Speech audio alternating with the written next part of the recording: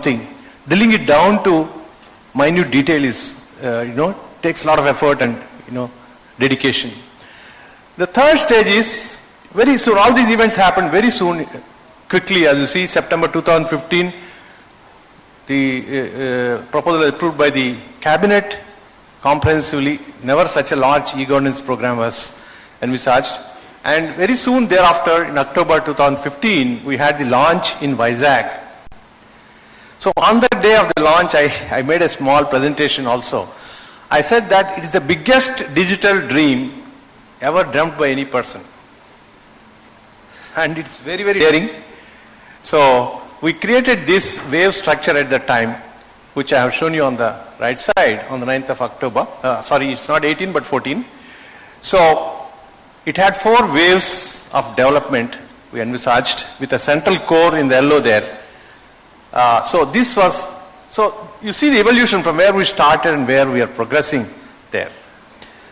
Then after this, I must say there was some kind of a gap. There was a kind of a lull, but we were almost giving up. But there was one person in this state who was not willing to give up, I must say. In one meeting, I also said, "Sir, let us give it up." He said, "No question of giving it up. That's not in my DNA. Forget." You remember, sir? You said once. So, with that we went on and then came the Honorable Minister took one in August 2017. He took a very critical decision. He gave us only one day. He said, there are a lot of issues why it is stopped. Resolve it by 5 p.m. today. Come back. I don't know the detail. You people come back. So Vijayanand, me, Bala, everybody sat down. 5 p.m. sharp, he came back. I said, "Sir, the problem is solved. Let us have a cup of tea and it's over. Meeting is over." So that's how issues got resolved, and I must really mention at this point because it showed the way forward for us. So with that, we went forward, and in November we had the EY and Pega team on board. And then since April, Honorable Chief Minister again took very deep interest. Must really produce quick results now. So we redefined the architecture, and it's really credible. Half this room is full of technologists. But a person who is not a technologist coming up with, we had defined core here, a portion. We showed it, he said, this core is 3-4 years old. Is it core? Should it have something more? Can you think about it? Come back to me in 1 week. So we came up with the idea of a logical core, which you see in the middle there, which is much bigger. It would not have occurred but to a very deep technologies. There is a physical core, which we are inaugurating today, but a bigger logical core, which is only deep technologies will have that vision. I really appreciate that we reconfigured the whole architecture as a result on 27th of April this year. And then we are here today launching the physical core, as it were, of the e-Pragati project. That's how it has gone through. It had a lot of trials and tribulations, a lot of testing times, but persistence is what brought us here today. We would have given up several times in that route, but we have not given up because the persistence of one person which made all the difference. I want to personally bring this to the notice because not known in this fashion to others. So this is the kind of a trajectory through which the whole e-Pragati has gone, and it has, I don't think we have hit the roof there. We are still at the bottom. We have still 80% of the way to go. That's my own impression. We have done 20% of the journey, 80% to go. A lot of departments to come and get integrated with this particular portal. Then we have the results. So lastly, I want to tell you, what is my impression of the way forward. We are, doing so many projects in the state, and also at the national level I'm associated with larger projects. So as I see it, these are the 3 things. The first one is the essence of the enterprise architecture has to be realized in full. It cannot be sacrificed or compromised for any short-term effects and benefits. Which means there are three key things there which should not be compromised. One is the abstraction of the services. Service should be taken to one level above. If you are talking of agriculture department, talk of primary sector. If you are talking of elementary education, talk of education sector as a whole, and so on. Abstract it to one level, two levels higher. Then you get the advantage of enterprise architecture. If you do service by service in a discrete matter, it's not enterprise architecture. It's software, good software, best software, period. It's not enterprise architecture. Second is integration, which Honorable Chief Minister has been on from day one, 27th August 2014, I am telling. Let us do something with integration. That is the spirit of enterprise architecture. That is the heart of enterprise architecture. Third is orchestration. How do you see that the same look and feel and digital transformation happens? Services are properly orchestrated. Fortunately, in the core that is being released today, we have several components that strengthen this orchestration capability in the e-portal e-Pragati portal that is being launched today, as well as the App Store and several other components. Orchestration is very important. End of the day, we should not confuse the citizen with more and more things. We should make complex things simple for the citizen. That is the beauty of any portal. Make complex things simple for the citizen. That is the motto. And also, you must make complex government look friendly, simple, invisible to the citizen. That is the essence of enterprise architecture. So my submission today will be that we must all work towards realizing that essence of enterprise architecture. Point number one. Point number two, when it comes to the various services with the departments who are all present here today, process reengineering is the need of the hour. We have everything else. But if you take old process, put in a new platform, doesn't make a difference to the outside world. It is only a digital mess rather than a physical mess. So, process reengineering is the most important thing at this point of time. Otherwise, we run the risk of old wine in new bottle, as they say. The third and last one is, we need to have, platform is fine. Even Pega will do that. They will give the support from central location. But that's not the be all and end all. The capability should be there in the various departments and agencies which need to consume, which need to exploit this powerful platform. When they call me for asked me for a tagline for this core, I suggested the power of transformation should be the tagline. e-Pragati core, the power of transformation. The core gives you the power of transformation. Use that power fully, not marginally. Otherwise, we are wasting very valuable resources. So we need to build that capacity in the departments so that they have people who can really exploit the power of that core and the power of the transformation and give the benefit to the people of this state. So thank you very much. We have come a long way, I would say, though it has taken, in my own assessment, we have taken more time than we should have taken, frankly. But better be there rather than never. We are there in the right direction, with the right intention, and I'm sure that will produce good results and good impact going forward. And this is a digital dream, 20% of which is on 9th of October, sir, I mentioned that it's a big digital dream. My own assessment is we have achieved 20% of the dream as of now. 80% is there to go further. Lastly, I would say this. I need not mention who is the person I am referring to here. Persistence is the twin sister of excellence. When you believe that your vision is correct, persist, persist, persist. That is what our Honorable Chief Minister is doing and continue to do so. And that is our strength. And we for sure will reach the stage where we have got the excellence in this project and other projects as well. Thank you very much. Thank you, sir. Thank you so much for such wonderful insights and inspirational words. And now I request Sri Nara Lokesh Garu, our IT Minister, Government of Andhra Pradesh, and Sri N. Balasubramanian Garu to come on stage and give the keynote session.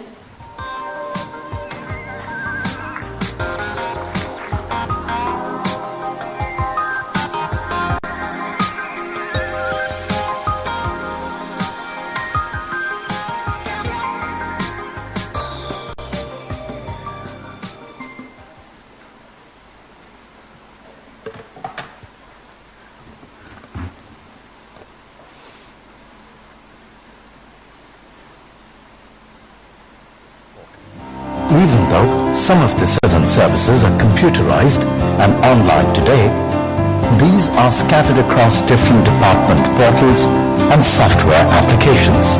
There is no single source to access all services from one portal. My EP Citizen Services portal is a single access point bringing all digitally transformed services.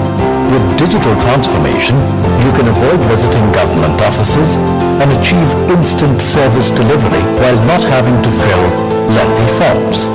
Imagine with just a single sign-on, which is either Aadhaar or eKYC driven, citizens can access G2C, G2B services, and government employees can access G2G services. It's now a simple three-step journey from finding a service to completing the transaction. The service delivery time is magically reduced from days to minutes and seconds. My EP portal will help achieve higher citizen happiness index through visible governance, invisible government.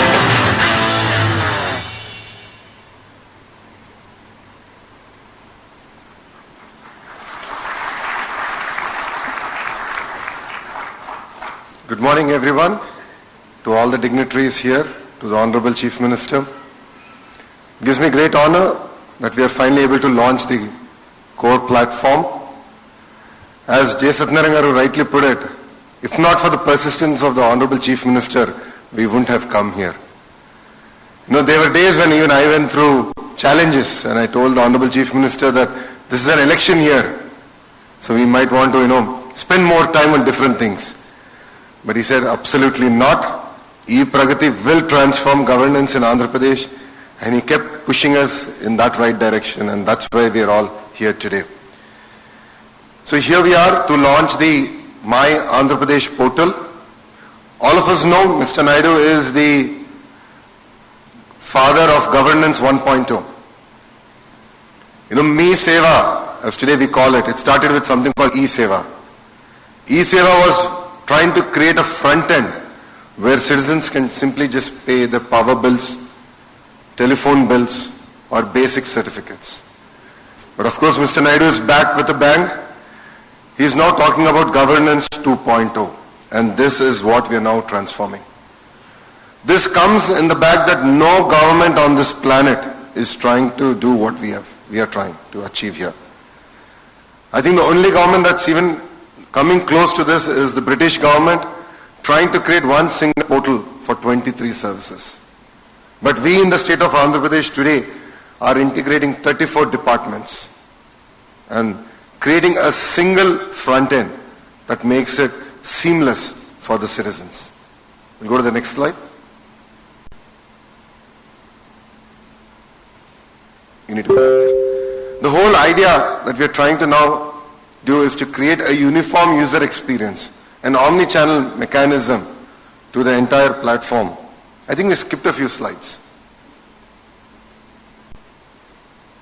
I don't know where to click on. I think we skipped. Okay, I think they have a slides upside down, and my apologies for that. But the whole idea is that the portal becomes a gateway for all the government services. And the mechanism that we want to do is be the single face of government. This is where we envisage that the front end becomes a very, very critical platform. And here Aadhaar will play a very, very important role. And I'm glad that J. Satyanarangaru could make to this wonderful event. As more and more we see that as a key in digital transformation. And technology is no longer going to be just about, the citizens in the urban centers. It's about how do we take technology for the masses? How do we make it more icon friendly than citizens actually having to read? And this is something that we are really, really excited to do in E-Pragati. As J. Satyanarangaru just put it, the Chief Minister has a tagline. He says, visible governance, invisible government. I think it's very, very powerful. Visible governance, invisible government. And this is what we are now trying to achieve through the E-Pragati core platform. Thank you, sir. Sir, The My AP portal is the gateway for all the AP government services. It is at one window, one marketplace where all the services from the government are available to the citizen. It is also the face of the government, and Aadhaar is the entry key for the service, availing the services. We enable the services to be served through English as well as through the local languages Telugu and also Rashtra Bhasha Hindi, and other languages we will keep on adding for them.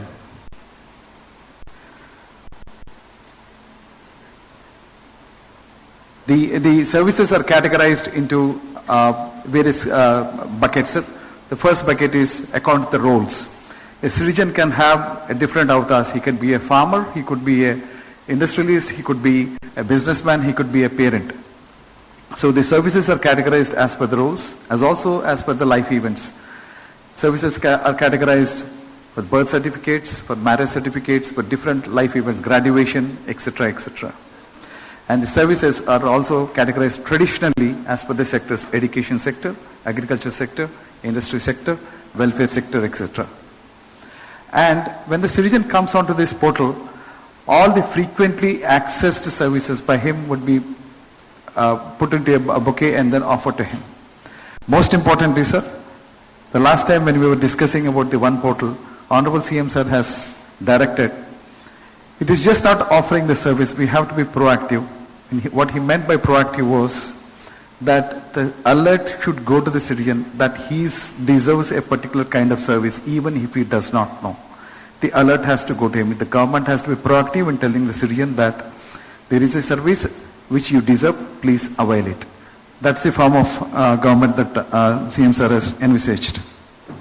Built on the PEGA platform, all the services delivery will happen through this one particular window, and the look and feel of all the services would remain uniform so that the experience is pleasant. And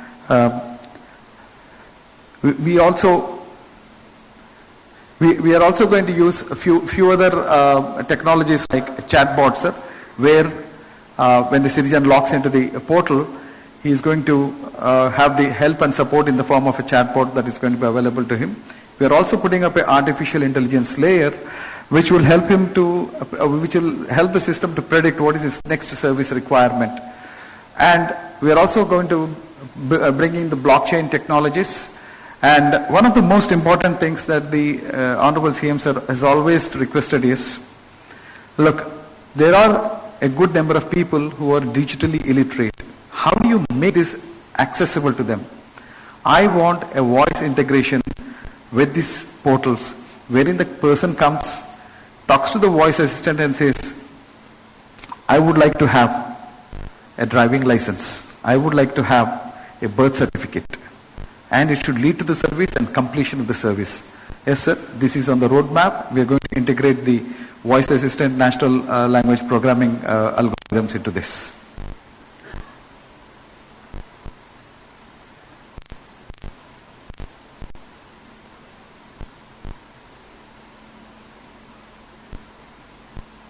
App Store. There are several apps by departments hosted on Google Play Store or Apple Store. But how would a citizen even know which apps are authentic, safe and secure? App Store is a proprietary mobile app store of the government of Andhra Pradesh and the single source for all G2C and G2B apps. A web-based App Store developer portal is dedicated to innovators and startups, creating an opportunity not only to innovate, looking forward to seeing the world of Flipkarts, Olas and Ubers to work through this ecosystem. Citizens can easily access the App Store. Can download existing mobile apps onto the App Store or build new apps and onboard them.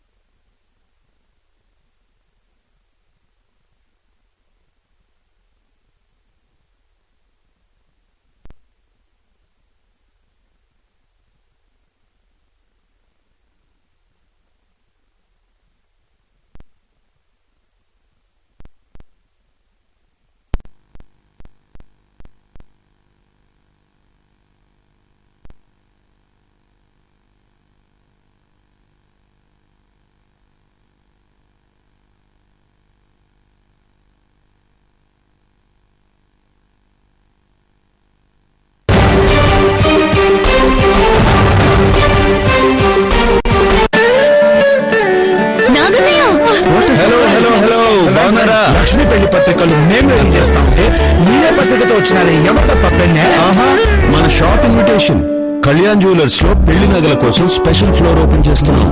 Muhurat floor. Wedding jewels కోసమే ప్రత్యేకంగా ఒక floor. Super idea. అన్ని సాంప్రదాయాల వాళ్లకు కావాల్సిన చక్కటి పెళ్లి నగలు ముహూర్త్ లో దొరుకుతాయి. ఆల్ ఓవర్ ఇండియా మనకి చాలా షోరూమ్స్ ఉన్నాయి కదా, ఆయా స్టేట్ స్పెషల్ జ్యువెలరీ ఇక్కడ తీసుకొచ్చాం. రాజస్థాన్ నుంచి పొల్కి, పంజాబ్ నుంచి kundan, colourful meenakari, enamel works లాంటివన్నీ తీసుకొచ్చి ఫ్లోర్ అంతా నింపేది. అయితే ఇంకేమమ్మా, లక్ష్మీ పెళ్లి నగరాన్ని ముహూర్తంలో తీసుకున్నాం. Kalyan jewellers muhurat wedding floor ఇప్పుడు పని చేస్తున్నది. రాజశ్రీ బ్రహ్మర్షి దైవజ్ఞ డాక్టర్ కోనాల అచ్చిరెడ్డి గారి మార్గదర్శకత్వంలో నడపబడుతున్న ఉత్తమ విద్యా సంస్థ శ్రీ విద్యాంజలి. విజయవాడ సిటీలోనే సంస్కారవంతమైన స్కూల్ శ్రీ విద్యాంజలి. 25 సంవత్సరాలుగా విద్యావతల్లి సేవలో వినయశీలి విద్యావంతుడు పుప్పాల శ్రీనివాసరావు గారి పర్యవేక్షణలో పటిష్టమైన ప్రణాళికాబద్ధంగా నిరంతరం శ్రమించడంలో నంబర్ 1. సాధారణ విద్యార్థులతో సైతం అసాధారణ ఫలితాలు సాధించుటలో నంబర్ 1 శ్రీ విద్యాంజలి. అడ్మిషన్లు జరుగుతున్నవి Sri Vidyanjali English medium school, Nizam gate centre, Vinchupeta, Vijayawada. Sonki interiors mega city.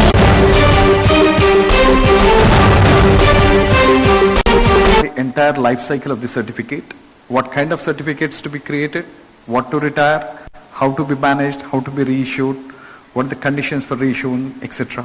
All those things would be determined by the departments. The consumer management, who accesses it, who stores it where, etc. is also brought out in the consumer management. One of the most important things, sir, like the Honorable IT Minister was saying, that it's a pain to carry all these certificates. Now we said, okay, in Andhra Pradesh we eliminate the certificates and the physical form of the certificates. But what if he goes to some other states which is not caught up with Andhra Pradesh? Does he require to carry this bunch of certificates? Honorable CM sir said, no. You have to give the comfort to the citizen of Andhra Pradesh that he need not carry these certificates anymore. Then came in the CLGS locker, wherein all these certificates will be stored into the digital locker for the citizen, and he can access the certificates from wherever he wants across this globe. And, sir, and as IT Minister has pointed out, since the certificate is blockchain, the trustness of the genuinity of the is stamped on the certificate with the blockchain, the verification becomes easy, especially for those students who are going abroad for their studies. So that's the certificateless governance vision of the government of Andhra Pradesh. And all the certificates will also have a QR code. In one of those meetings in the late evening, the Honorable CM said that the certificate must have a QR code so that the genuinity of the data on the certificate can be called from the database.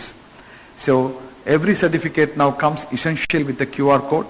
So wherever you take them, just any normal QR scanner from your mobile phone, you can understand whether the certificate is genuine or fake. Thank you.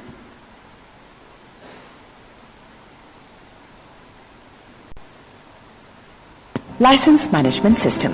In the absence of a common shared system that can create and manage licenses and permits, it is very difficult to get a view of the whole of government. ePragati's license management system, also known as LMS, is a framework to manage entire life cycle of licenses and permits. It enables proactive renewal of licenses, automated alerts and notifications for citizens, powered by automated workflows.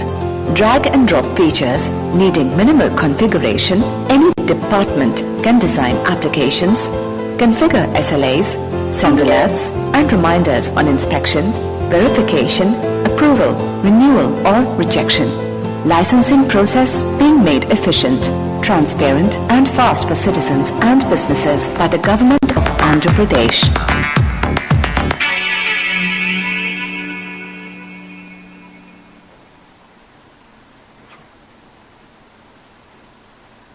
As we all know, Andhra Pradesh is now number 1 in ease of doing business. This is something that's not new for our state, but something that all of you should actually look at is Andhra Pradesh got the highest score in terms of feedback from industry, with good 4% lead compared to our closest state.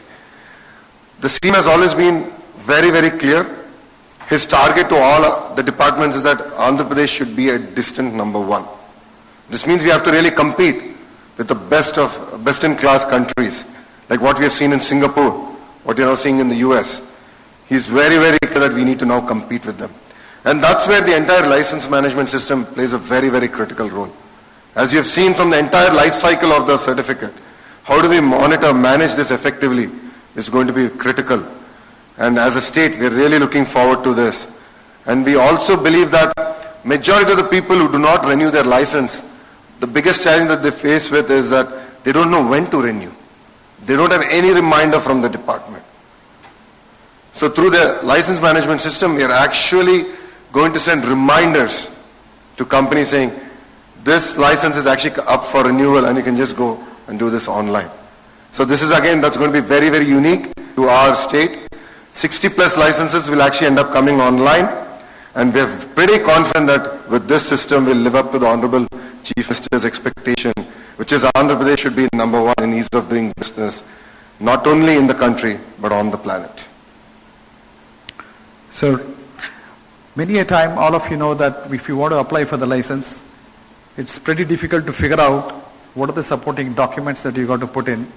Most of the time, the fields which are there in the license forms, for the citizen, it becomes a big mystery to figure out what is to be entered into that particular field. The license management framework, which is designed in-house by Pega, thanks to Krish and his team, it's a framework where the form design becomes pretty easier. It's a drag and drop way of building the forms, and also the fields are now to be simplified based on the department's directions.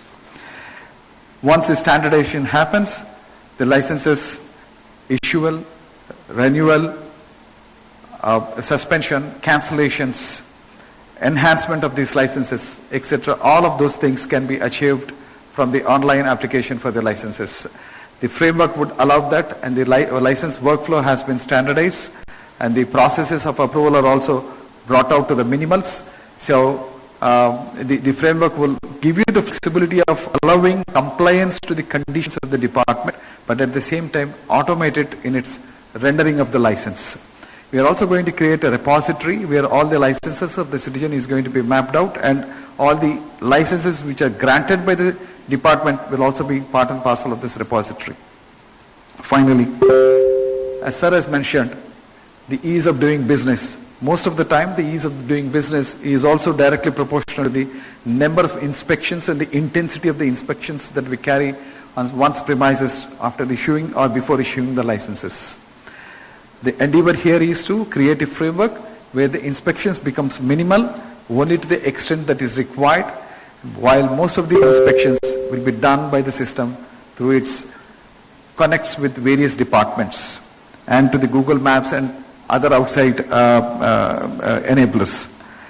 So the license framework has been created for almost about 130 licenses. Some of them, what we hear from the departments, required to be retired because those licenses are no longer valid, while for the other licenses, this framework is available as a quick, ready to use just through a drag and drop. Thank you.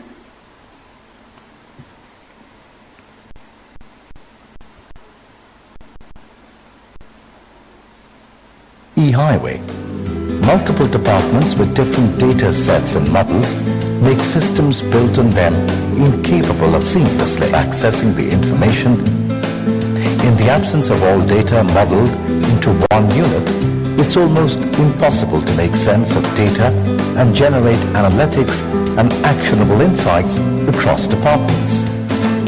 The vision of e-highway is to democratize data and securely open it up to startups, enterprises, and innovators for innovation. E-highway is the core component behind integration architecture that aims to create one government, a single source of truth, cross-cutting services, and common applications. Seamless exchange of data between citizen and government with enhanced consistency, accuracy, and integrity. Enabled with e-highway by the government of Andhra Pradesh.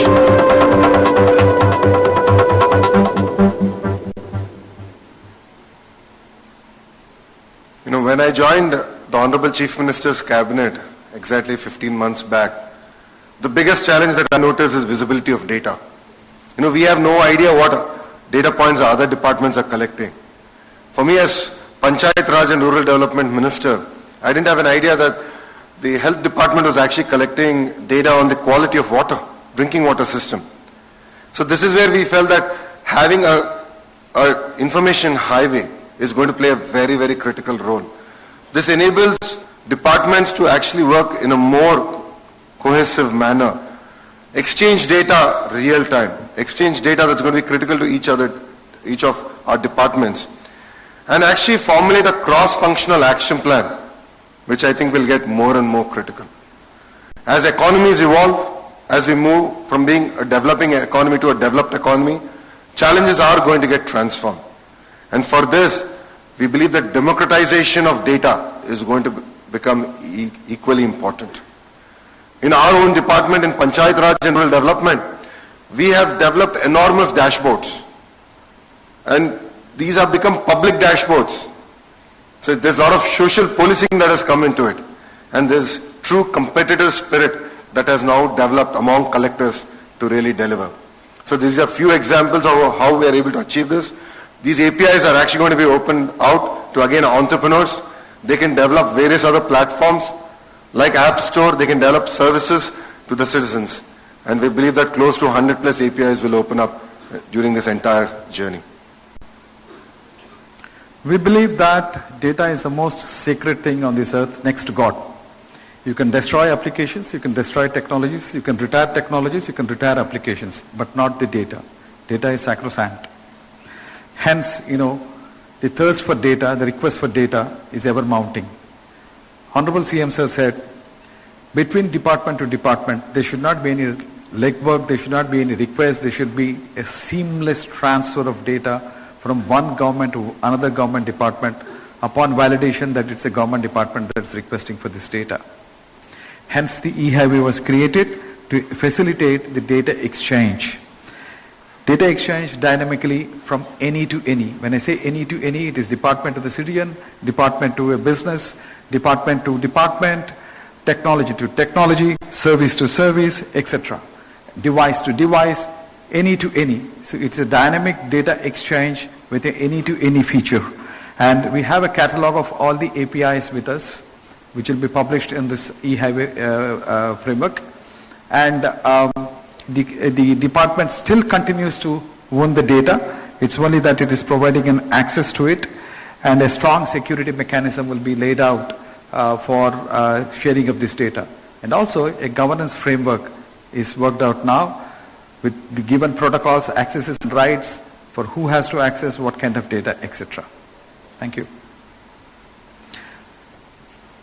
We also have all different formats and technologies like SAP, Microsoft, and IoT, etc. All kinds of data exchange would happen here. Thank you. Datalytics. Decision-making is still a manual process in spite of the terabytes of data available in the government databases. So, is there a better way to leverage data to drive decisions and object policy formation? The answer is a big yes. Capturing the data is at the source of data. Computer and IoT data science have advanced to generate predictive analytics that are context-aware. The objective of the Datalytics project is to enable decision-making, help in objective policy formation and performance monitoring, and achieve sustainable development goals enabling real-time governance. Datalytics brings digital transformation in the area of decision and policy making for welfare of citizens, and thereby analyzing the performance of the department. Visible governance, invisible government.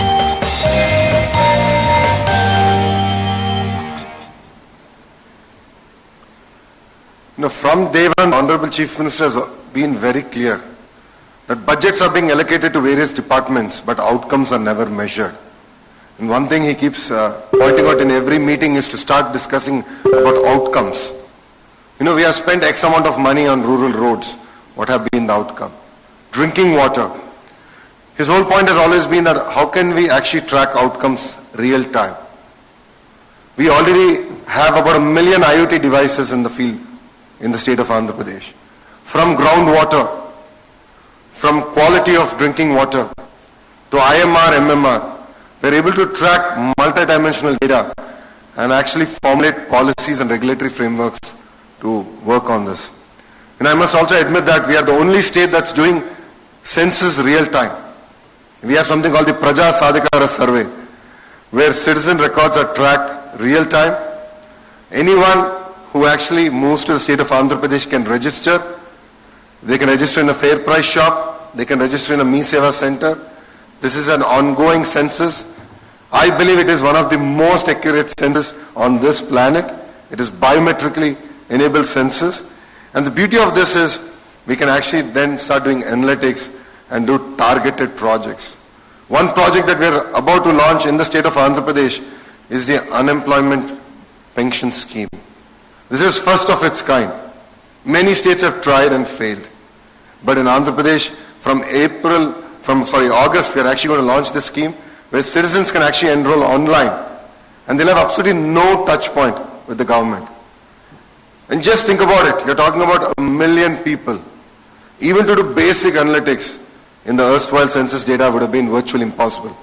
But with the availability of our data platform and analytics we're able to do, we are now able to razor sharp focused in terms of delivery of this scheme.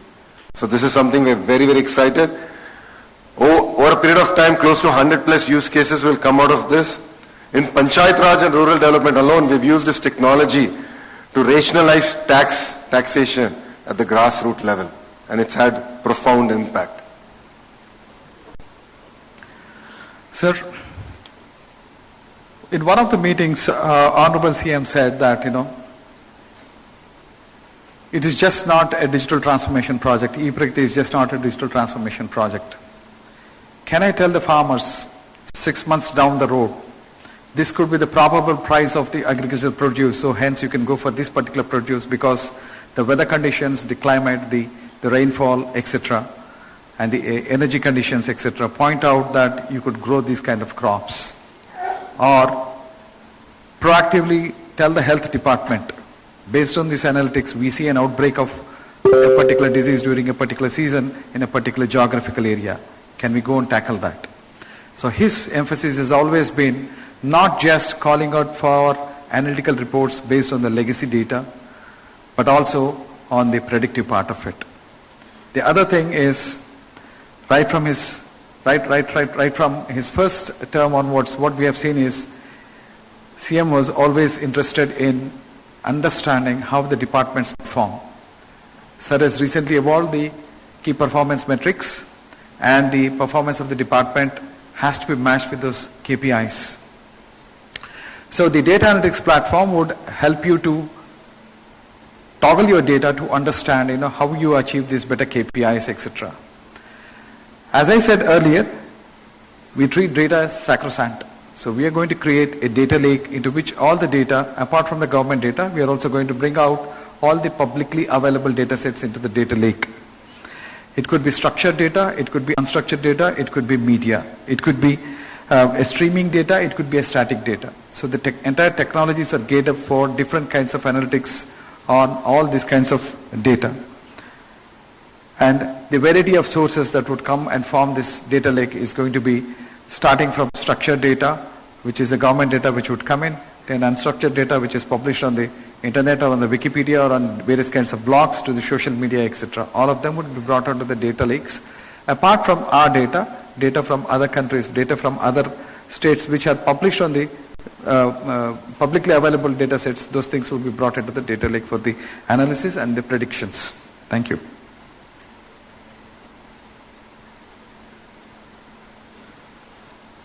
ePragati Cloud.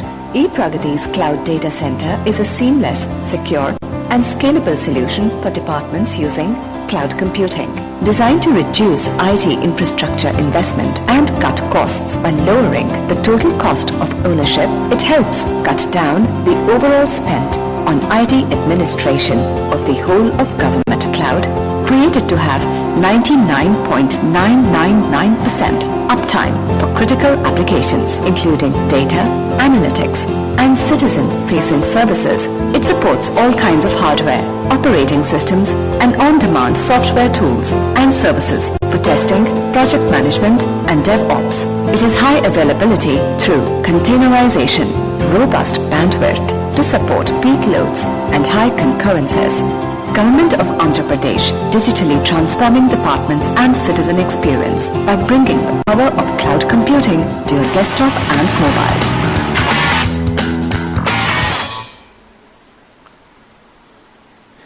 We can safely say that Andhra Pradesh is the first government in India to be on a complete government cloud.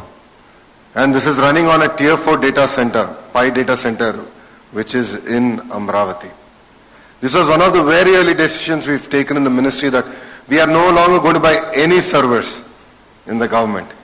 And that was the way we've actually migrated all departments more and more onto this cloud platform. This enables us to really scale up. This enables us to launch new projects, offer new services without any challenges in terms of computing power. And all of us can safely say that many corporates are yet to move to cloud. But government of Andhra Pradesh today runs on cloud platform. Sir, on the 6th of December 2014, when I just returned from US, Honorable CM Sir was holding a departmental review of the police department. I remember very well, the present DGP was also present during that meeting. I remember very well, Honorable CM Sir was talking about the cloud. And all the police officers seated in the room, we were tapped that whether we could move these things to the cloud. We were worried about the securities and the accessibility, etc., of the cloud. CM Sir spoke eloquently what are the uses of the cloud, how does it make the application high available, scalability part of it, etc. So we have taken all that vision of yours when we are building this ePragati cloud. It's a highly seamless and secure and scalable solution that we have built. We've also we're also using certain technologies like Akamai and Kubernetes, and HP Synergy is provided the boxes for us. HP has provided the Synergy boxes, which is one of the best right now in the market, and the Kubernetes for doing your containerization and scaling up of your traffic when the traffic hits you. At one point of time, we were very worried with all these applications in one particular data center. How could we prevent a DDoS attack on us? Because that's a hacker's dream. All the applications of the government are available at one data center. It would be great to go and hack that, and a group like Anonymous is always doing it. Then came the solution for us in terms of Akamai to prevent the entire DDoS attacks. So all these technologies are now brought into our data center, sir.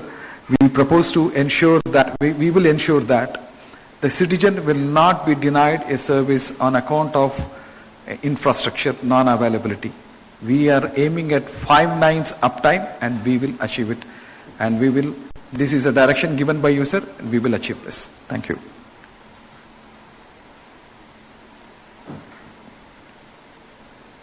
Core Dev Platform. It takes ages to build applications, not to forget the ever-evolving technologies and many other woes, including gathering requirements. With Core Dev Platform, every department can develop any web or mobile application at 7x speed as per their need, without worrying about identifying technologies, procurement of product licenses, manage hardware, or identifying system integrators. With support from ePragati, they can now simply write an RFP and work with an impaneled system integrator.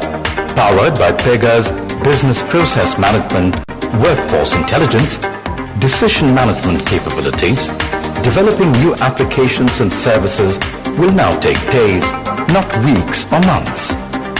A unified no-code platform, one UX artifactory, visual models, and agile methodology help to build apps that are always up to date, easy to change, and ready to deploy where you need them.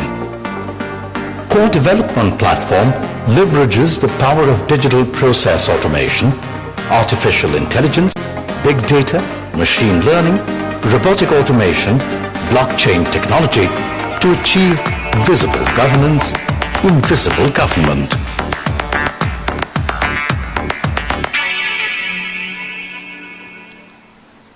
Just this morning, we met a service provider in the presence of the Honorable Chief Minister.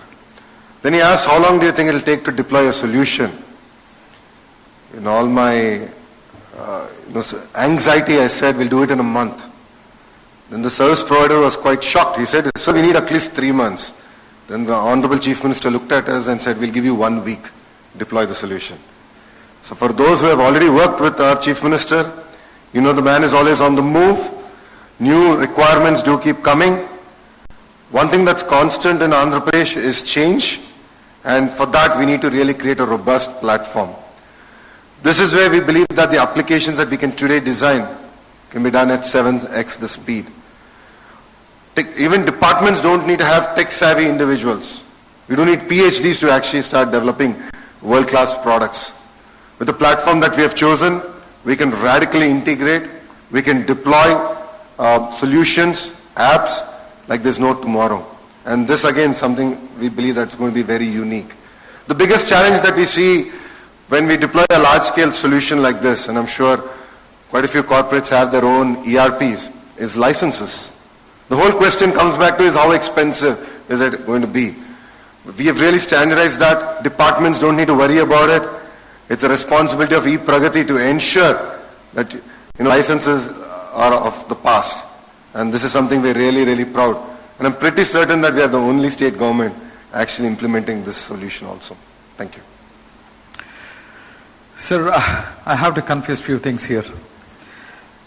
After you appointed me as a CEO, and in the March first week when you held the meeting and you said, I want these things to be done by the end of this year, I actually went into a state of shock. We went back and almost for 2 months we went to a huddle to understand how do we translate the Honorable CM's vision of making these things real by the end of December. So there are 2 things that we figured out, that we require a technology where we can build the applications super fast, and after building them, because Honorable CM always said that I am not interested in silos. I want an integrated view. I want applications to be working as a symphony, like a symphony works.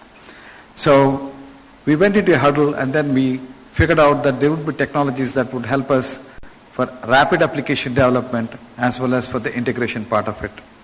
So we conducted a hackathon to select the vendor, and we selected some of the best technologies in terms of Pega, in terms of MuleSoft, and WSO2, the Hortonworks, etc. Those are the important technologies that form for us the entire platform.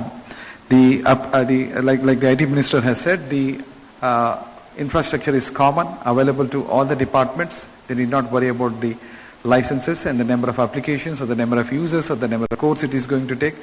e-Pragati would provide the technology as well as the hardware for developing the applications. We are also creating a government of AP layer inside this technology, sir, where all the reusable elements will be brought into the government of AP layer, so that particular element, if it is to be reused by any other department, is just a drag and drop to start reusing it. By default, one of those things Honorable CM Sir has said is, by default, every application that you make must be available on a tab, must be available on a mobile. Fortunately, sir, for us, this technology allows us to, by default, generate a mobile app or an app on the tablet, both in Android as well as the iOS versions. Also, sir, when we are developing these applications on this particular platform, I remember very well the CEO of Pega has said that, Bala, never compromise on the guardrail scores. At that point of time, we had fixed the score at 90, and he said, make it 95 so that you get the right quality over there. And today, the guardrail scores for us stand at 95, which is the evaluation of the smartness of the code that is developed on the platform. And sir, as you said always, when we were discussing a couple of states, you asked what's the scale for which these applications cater to. Some of the vendors, they said, it's about 1.3 million or 2 million, etc. CM sir rightly pointed out the total population of Andhra Pradesh will be utilizing this. So next came the question of what should be the concurrency. For every application that we build on e-Pragati, the concurrency by default is 50,000 users for that microsecond for that particular module that is happening over there. That's the strength of the platform, sir, that we are offering from ePragati to all the departments. I would request all the departments to leverage this facility and gain in building up the applications at the speed of 7x compared to any other frameworks that we are going to use to build the applications. Thank you.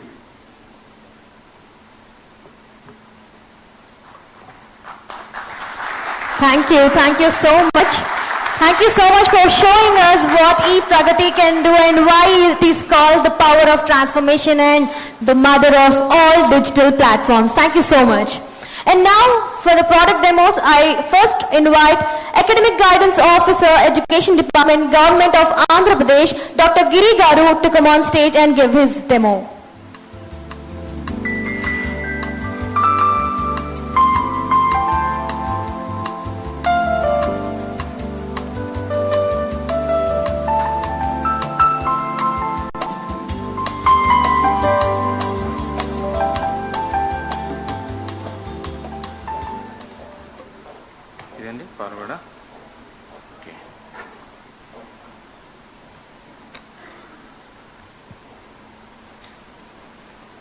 Honorable Chief Minister, Honorable IT Minister, dignitaries, ePragati team and friends.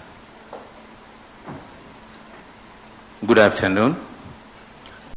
As far as the Department of Collegiate Education is considered, there is a huge loss in terms of educational infrastructure, particularly in government colleges due to bifurcation. But with the vision and the meticulous planning of Honorable Chief Minister, there is a great progress in higher education in general and collegiate education in particular during the last 4 years. We got a cluster university, 6 new model degree colleges, 2 model degree colleges now. As per the Honorable CM's vision in making the state as education hub and a knowledge society, the CCE has implemented strategies of strengthening the existing colleges and establishing new colleges. As part of this, we have approached ePragati for help in terms of the centralized admission. For that,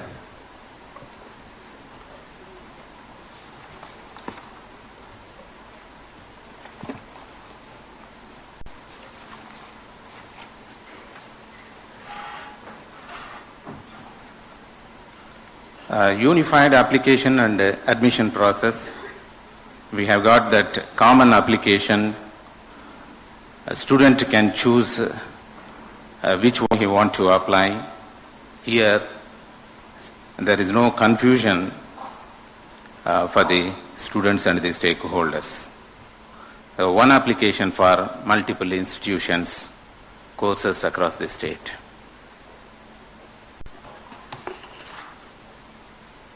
Avail benefits. Here, as per the students' eligibility, the information about hostels, scholarship, any other government benefits will be automatically here auto-generated and showed with the respective agencies.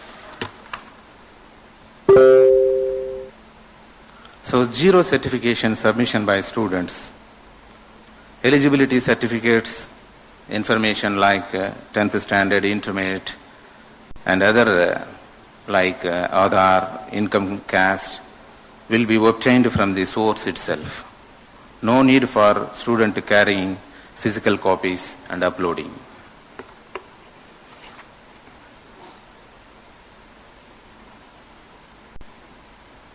One-click merit list generation.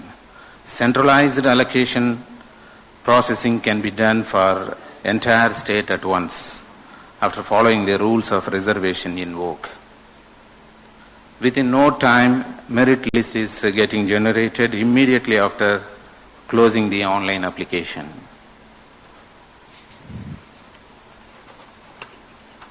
seat confirmation. A student can easily find the vacancy position of seats across the state. Centralized digital library learning management.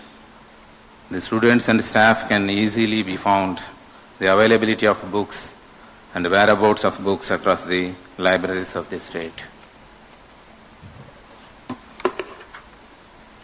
Unified student hub and unified institution on hub. The students will be able to find the various facilities available in the college across the state. Thank you.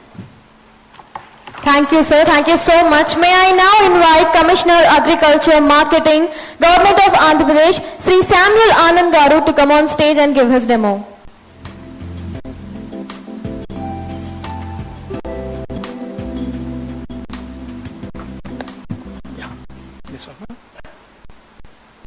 Good afternoon, sir. Honorable Chief Minister, Honorable IT Minister, Honorable Satyanarayana Garu, and all the dignitaries.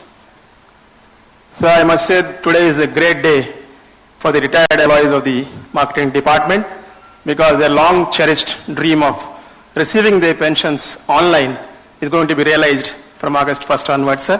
Thank you very much. I will not take much time, sir, because this process is well known. This is faster online disbursement through their bank accounts, and there is no chance for any mismanagement or overdrawal because the whole thing is automated and done through the digital signature of the Commissioner of Agriculture, Marketing, and automatic reconciliation of all these pension accounts is done. And the grievances of the pensioners are also settled online. And in addition to the features of government servants receiving pension through their bank accounts already, we have an additional window for the pensioners of the marketing department whereby they can update their profiles and their grievances are also addressed online. I thank the Honorable Chief Minister very much for making the dream of our retired employees a reality. Thank you, sir. Thank you very much. Thank you so much for such quick demo, sir. And now I request our Engineering-in-Chief, Panchayati Raj, Government of Andhra Pradesh, Sri Venkateswar Rao Garu to come on stage and give away the memo.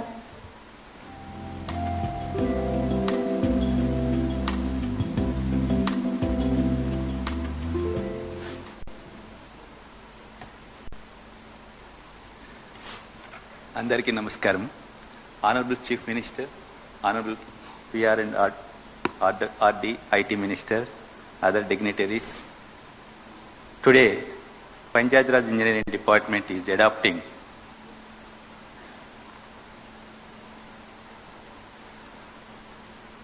work management system by integrating various activities right from proposal stage to completion, such as proposals, administrative sanction, technical sanction, tendering, execution, and monitoring. And thereby the transparency will be there to all the stakeholders. Government can monitor the work's progress. Department function is right from AE to Chief Engineer level can process the activity, and the contractors can have the accessibility regarding the reports, specifications, and drawings, everything. And quality auditing can also be done simultaneously, and bankers, funding agencies can monitor the works, and utilization of funds also can be done. And by integrating this to the GIS platform also, the progress can be monitored online, and the stage of the work can also be tracked. And citizens can also raise their grievances regarding any quality issues, and the department will also have the exact location and where it has to be redressed. An e-measurement book. This is a digital book, where it's a paperless one, and it's the accessibility of round the clock and GIS mapping, and people can record digitally and super check measurement and check measurement can be done digitally, and also the payment can be also done and raised to the PAO for making payments with quality certificates. Real-time monitoring. The stage-wise monitoring can be done at various levels, and the works are physical progress and financial progress can be also seen, whether it is as per the milestone also can be observed. So finally, the works can be seen, seen, and it can be completed in time without time overrun and without any extra cost and with good quality. And finally, it is automation of work done from start to completion. Thank you. Thank you very much. Thank you so much, sir. May I now request our Honorable Secretary, Women Development and Child Welfare, Government of Andhra Pradesh, Srimati K. Sunita Garu, to come on stage and give the demo of the department.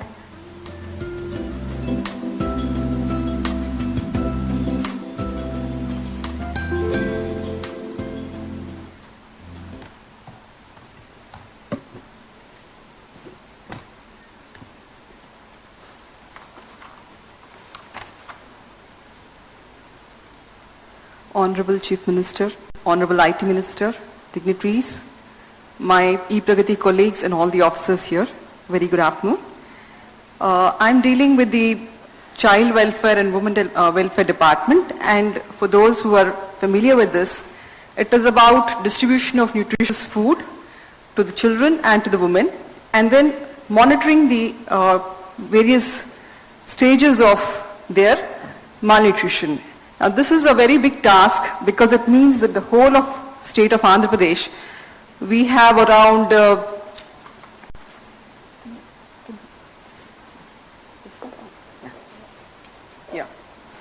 we have around 55,607 Anganwadis, which are like a pre-school units, and we deal with 7.5 lakh women beneficiaries, 23 lakh children, and the staff at the village level are over 1 lakh. And this is a very big task. And now to, analyze the nutritional status of the children, geographically, community-wise, gender-wise, and especially if you're looking at the vulnerable communities, like the tribals and all, is very difficult. And the task given to me by my Honorable CM was that he wanted that these things should be done month-wise. I mean, it is unheard of. If you actually see the National Family Health Survey, they do it once in 5 years, and that too a sample survey. And here we are looking at all the 23 lakh children every month, and I was really at a loss. Our Chief Minister had sent us on the e-Pragati training, where we read about the big data analytics and the geographical representation of the various data. And I felt, as on today, this was the best method to do it. And with the help of our IT Minister and Balsubramanian Garu, we launched this big data analytics. Our task was not only monitoring the nutritional status at the Anganwadi level, but also matching it up with the KPIs of underweight, wasted, and stunted. And the main three models we did right now is the nutritional state analysis, the tribal area analysis, and the data entry and pattern analysis.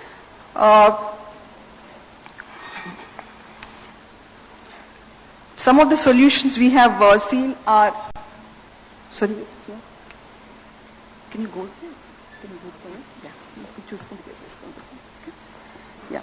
So some of the things we had done were the height, weight, age, and gender analysis, and the quarter-wise, the malnourishment trend analysis.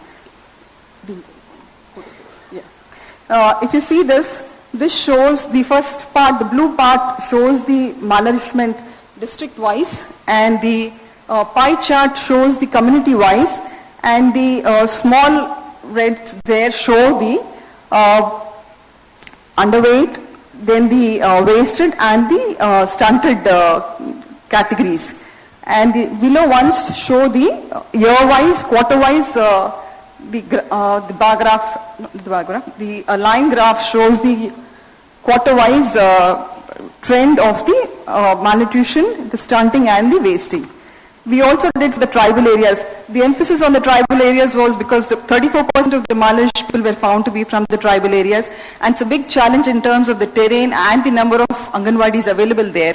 And that's why we give special this thing to the tribal areas, and we have around 6 tribal ITDAs, and in these tribal ITDAs again, whenever our Chief Minister say which is the best one, which is the worst one, through this we were able to say that the best one here was East Godavari, and the worst one was Vijayanagaram, and we were able to also give in these tribal areas, if you see, the normal the normal underweight was 11%, but in the tribal areas it was more, 12.4.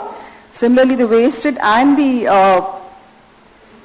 stunted also in the tribal areas were higher. And next one. And then we went to the age-wise analysis. In the age-wise, again, malnourished status, we found that the children between the 7 months onwards till 24 months, that's the time when they start crawling and going around, and they're prone to various things like dysentery and other things. And that's the time when they lose their weight and have health problems. That is the time, again, we found that in the plotting that their malnourishment has increased.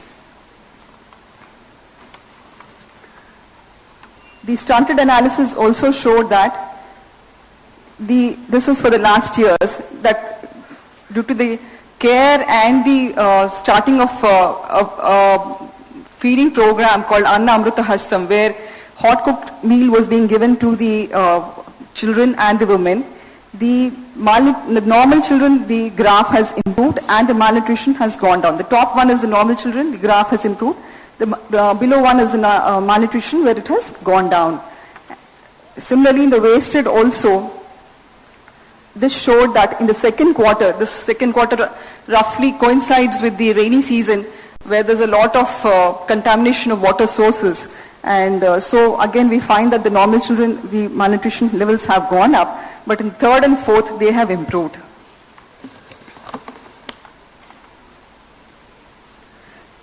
The underweight analysis also showed that the normal children, this thing is not very, I'm not really sure of that, but the overweight, they showed that the fourth quarter onwards, the overweight is growing, and this is one of the problems today.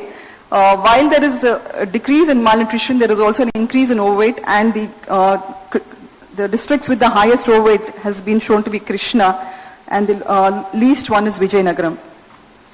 So in our anxiousness to feed children and women, we should not overfeed them. I think that is one of the indicators which has been thrown here. We are also not trying to just make an app or a solution in which everything is just portrayed, but we also wanted to validate our data. So we have gone through the data delinquencies, and we started plotting all those areas where they were showing decreasing height, decreasing age, change of gender. Again, for those who have not worked in this department or in the government, it is very well known that wherever every month there is a need for adding in data, many of the government functionaries just happen to change the numbers a little this side and that side, and then they don't even go to the field and actually measure it. This is also especially known to those people who have worked in the fields, that the village accountant generally books the crop without even going to the village. He just writes whatever he thinks is okay with that person. So to avoid this kinds of data inconsistencies, we have done this, and we find that in the data inconsistencies, we found that about roughly 80% of our data was okay. 20% was what was inconsistent. And the beauty of the application was this 20%, we could drill down till the Anganwadi and say this 20%, these are the number of clients which have been wrongly entered. And you can just imagine the kind of surprise the officers had when we showed them on the screen and said, these are all the beneficiaries, you have given the wrong height or age or gender. And this, we said, height cannot decrease and you've showed height is decreasing, that means this is definitely wrong. Age doesn't decrease and they had showed it as decreasing, and that's how it is wrong. And gender, they had changed it from male and female, and we said that definitely at that level of that 6 months to 6 years, this is not possible. So this is where we caught them, and I'm sure they will be a little more wary of doing such changes just offline, just to feed some figure there. Now the key benefits of all this was we were able to monitor up to the micro level. It's simply impossible to think of monitoring about 55,607 Anganwadis in, there are about 4-5 Anganwadis per village. It's not possible to save, just do it manually, and it's only possible with a technical solution, and this is what we were able to get here. We are also able to focus on the geographic areas. So which is the, the worst area with the most malnourishment, which is the area with better management. We found that Kurnool was the worst affected in terms of geographic location, and in terms of the best nutrition, we found Krishna was the best. In terms of age group, as I had shown you earlier, 7 months onwards, we found that they're a little more vulnerable. And the other vulnerable was the community-wise. We found, to our surprise, that minorities were a little better than the other communities in terms of their nutrition levels. The STs, as was expected, was the worst, and the next was followed by the SCs. And OCs also were better than the other people. So if a focused approach was taken and selectively these communities were addressed first, the chance was that the nutrition levels were bound to improve much better. Then it is today much more easy to hold the staff accountable. The earlier system, when I joined, probably would have had layers of inspections and the supervisors inspecting Anganwadis and so on and so forth. Now this kind of layers of inspection is simply not possible today and not necessary today, and this is done through a very nice way in which we show them what is being done, and it's also a very nice way of recognizing the top performers and slow movers. For awards or other things, we can always say that this is the persons who have done it, and also for finalizing the data accuracy patterns. I thank everybody for giving me this opportunity, and I take my leave. Thank you. Thank you, ma'am. Thank you so much for working for a great cause. And now I request our Honorable IT Secretary, excuse me for that. Now I request our Honorable Director, Animal Husbandry Department, Government of Andhra Pradesh, Dr. G. Somashekaram Garu, to come on stage and give the last demo of the day.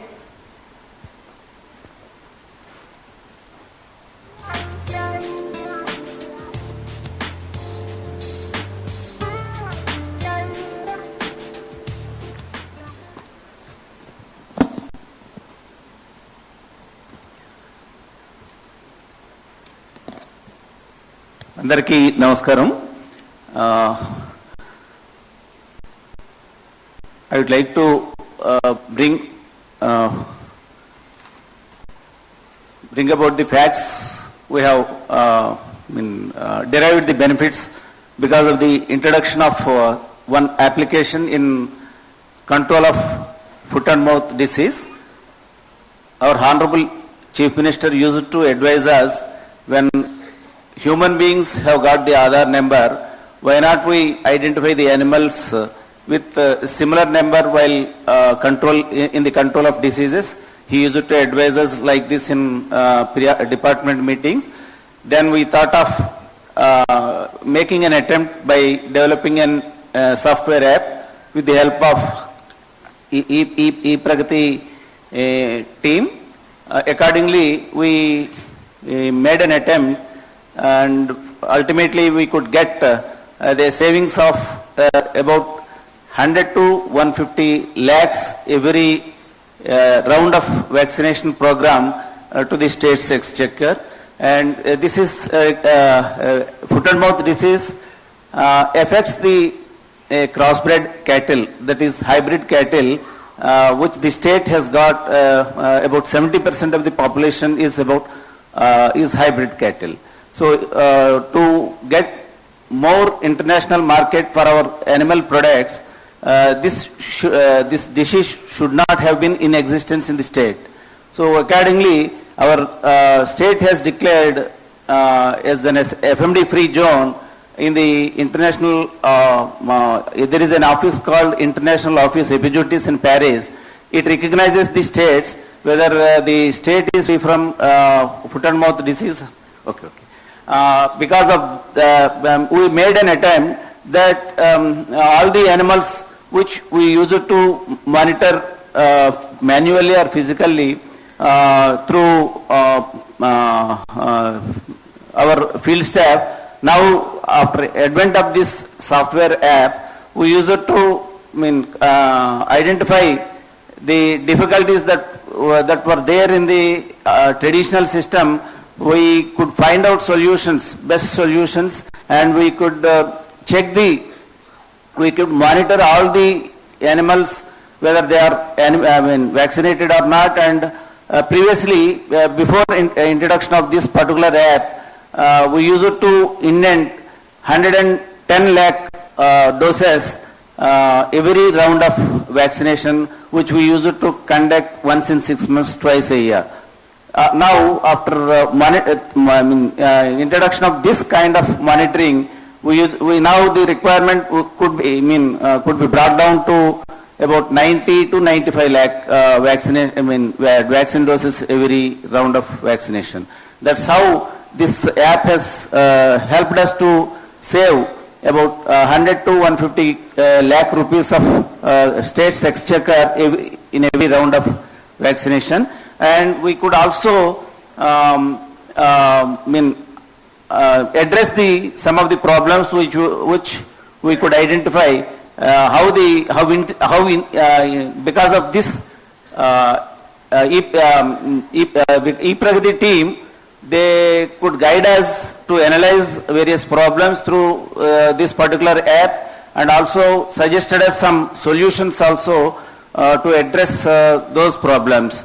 Now we are able to forecast how much of vaccine is required and where we need more vaccine and where we can save the utilization of vaccine in mandals where there is no population. And we are able to identify the seasonality of the diseases because of the analytics that they have given us. Because of this, we are able to effectively monitor the disease surveillance, and now we are able to forecast how much of vaccine is required and where the disease is noticed. And because of this technology, we are able to identify disease-free mandals also. Now, because of this intervention, the benefits derived to the state. Now we are able to forecast the exact quantities of vaccine requirement and also study the disease profiles. And we are able to track areas where there is inconsistent usage of vaccine, and also identify the mandals where there is no disease at all. So this is how we are able to make use of this app with the help of e-Pragati team, and we like to associate with the team to evaluate to control the diseases by use of technology, many more. And because of this intervention, I can confidently say that the state could able to save unnecessary wasteful expenditure in the uses of vaccine. Thank you. Thank you so much, sir. And now I request our Honorable IT Secretary, Government of Andhra Pradesh, K. Vijay Anand Garu, to come on stage and take us through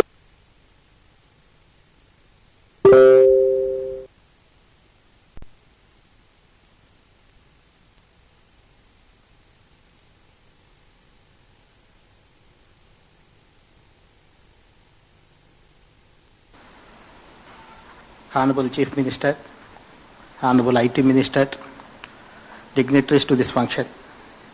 It's my pleasure to welcome all of you today to this e-Pragati core launch.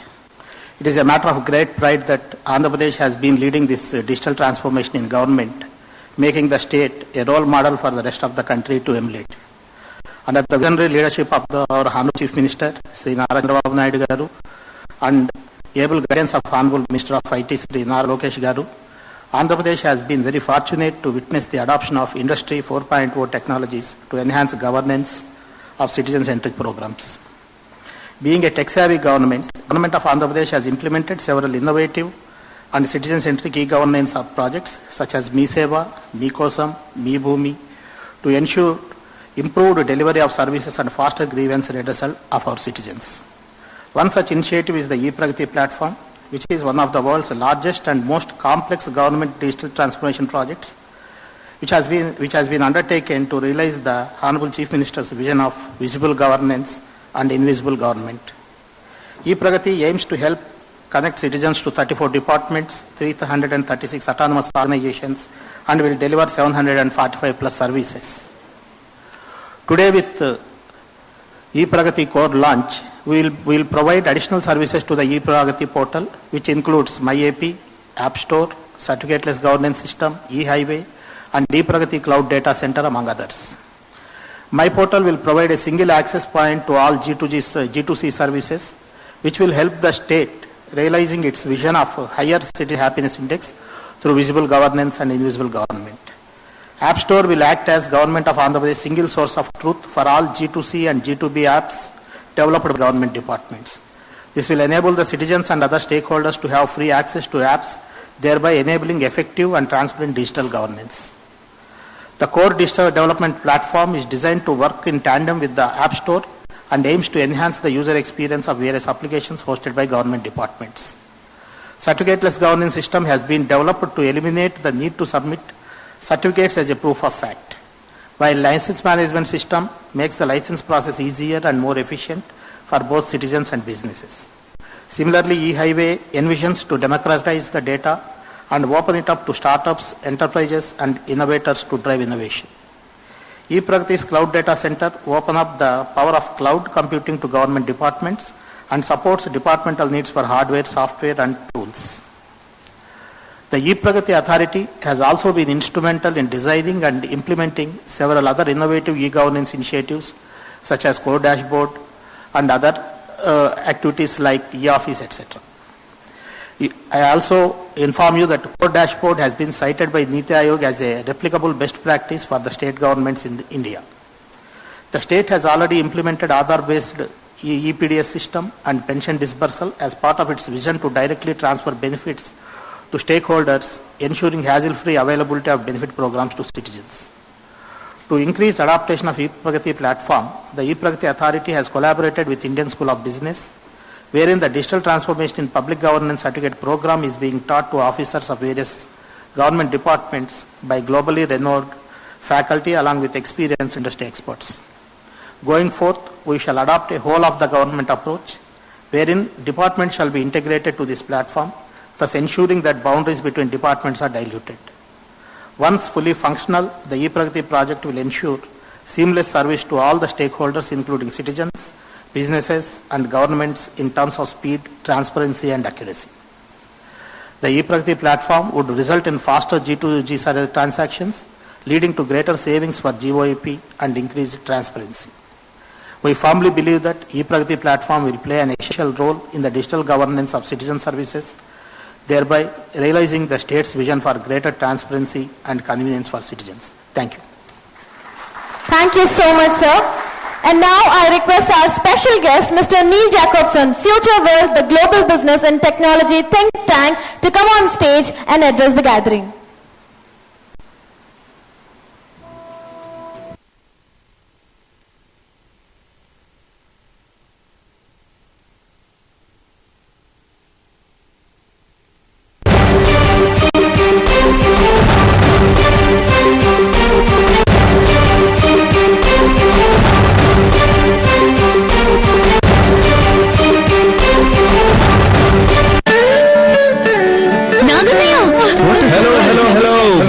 Lakshmi పెళ్లి పత్రికలు మేము ready చేస్తా ఉంటే మీరే పత్రికతో వచ్చినారే ఎవరు తప్ప పెన్నే?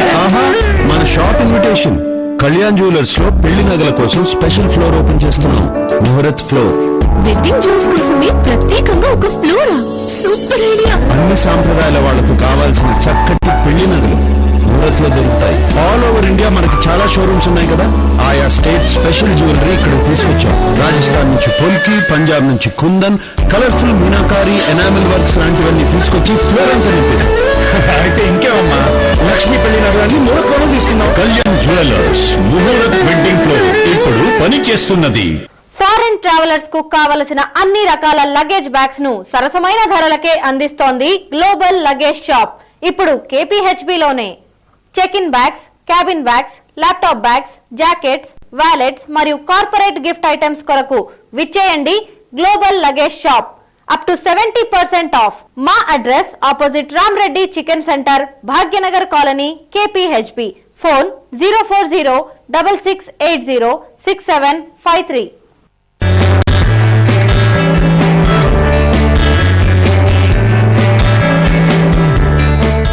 Single greatest success or failure factor in projects of this nature comes down to one thing, and it's the concept of leadership. Now, you've had incredibly powerful leadership from the political head. The question now is whether every single government official in this room, whether political or whether functional, is prepared to pledge absolutely untrammeled support for this process. Vigorous, relentless support to drive this program forward. That is what's going to make it succeed or make it fail. The second part of adoption is people management. This is an incredibly complex process, and having been involved in the training of the first batch of government officials, it's a really complex program. Those people inside the organizations. To move from that to a government-facing, to a citizen-facing organization, to a situation where citizens themselves take control of their interface with government, is far beyond technology. This is not about technology. Technology is simply the enabler. This is about people. It's about re-examining every single process, every step, and asking where are the pain points, both for the users in terms of citizens or business, but also the pain points in terms of the government officials who face the marketplace, who face the citizens, and who have to deal with these issues on a daily basis. So what drives failure? It's interesting, I did a bit of research, and there were 71% of e-government projects fail because of two factors. Lack of support from leaders, both at the political level or the operational level, and the failure to project manage the people element, both internally and externally. And I sincerely hope that these are being utterly addressed, and I suspect that they are. Now, as far as speed is concerned, the second factor, every session, every training bit that I do all over the world, I really sort of emphasize that in this age, speed is a critical factor. We have to move really fast. And the plan to digitize another 300 or so services in the next 6 months is, as I say, bold and impressive. But unusually for me, I urge a little bit of caution in this. It's interesting that we have to ask the question, do we fully understand particularly the internal pain points before we move too quickly? And I had a look at some of the other projects, the EU, for example, their 4-year projects to produce e-government across the EU. And it was interesting, they started off by saying, focus first on the government departments themselves, modernize the processes, and then you start to develop the digital platform, and finally you facilitate the interaction with government. And I think that focus on internal government officials to make sure that there is support and to make sure that at the officials level there's understanding and buy-in to the project is absolutely critical. And of course the single platform at the bottom, which I think you've established already. Quite simply, you've put some magnificent runs on the board. Let's be very, very careful that we don't damage that reputation by rushing ahead too quickly. Now, researching this whole issue, I came up with 8 kind of challenges against which to judge the next steps. A number of them have been addressed already, but I'm going to whip through them very, very quickly indeed. I've touched on clear leadership from the top, whether it be political or functional, across all levels, right down to that junior official who at the end of the day is the person generally facing your customers.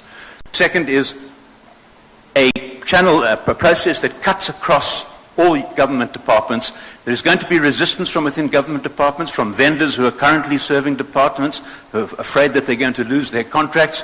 There's going to be resistance from government officials because of the comfortable relationships they have with vendors. Some of these are benign, some of these even are corrupt. And of course, employee unions, trade unions, and so forth, all of these organizations are going to resist it. So we have to push back, and we have to make sure that the end users are involved to break down those barriers. Then it's a question of rethinking government services entirely. Government to see itself as a service provider, And working as I have with many, many governments across the Indian nation, I don't always encounter government officials who see themselves as serving the public. Rather, they see this as a comfortable career, a comfortable position, and the citizen comes second in this. So that laser-like focus on the customer, on the citizen and the business is the actual critical issue, a people-driven process with technology as the enabler. And as was said earlier on, this is a hugely complex process, but simplicity rather, is the ultimate sophistication.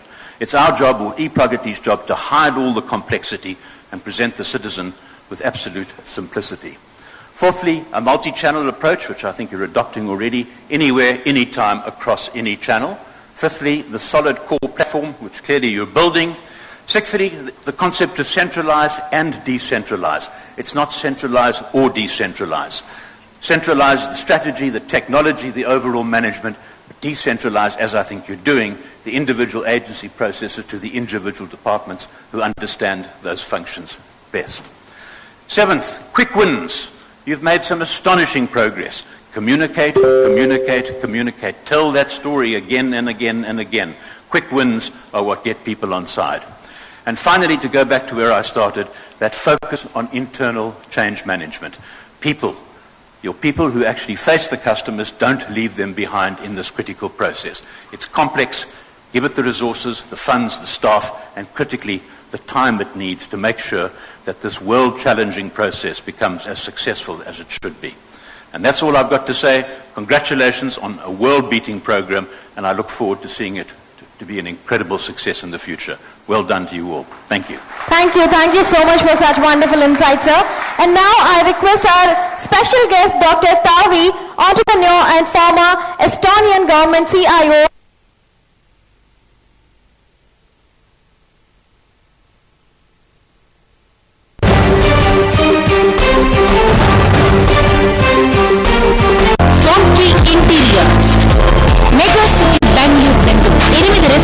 Projects 2 commercial projects దిగ్విజయంగా పూర్తి చేసుకుని ఆధునిక క్రియాశీలమైన నిర్మాణాలకు అద్భుతమైన తన సృజనాత్మకత ఆలోచనలను జోడించి ఫ్యాషన్ ప్యాషనేట్ గా పేరు పొందిన స్వాంకీ ఇంటీరియర్స్ ఇప్పుడు అందంగా పొందికగా ఆకర్షణీయంగా ఇంటీరియర్ అలంకరణ ఉంటేనే ఏ నిర్మాణమైనా పరిపూర్ణత పొందుతుంది. Model people-wise, but we are proud and size-wise, being bigger than Switzerland. It's important to us. So building an e-government is actually quite simple task. It's like building an engine. There are very many small pieces, but if you put all them together, it starts to work. And we even have written a handbook, like IKEA instruction, like how to build an e-government.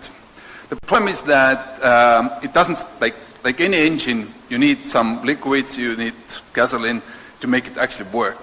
And that's a problem. So you need to put certain things in place to actually make it happen.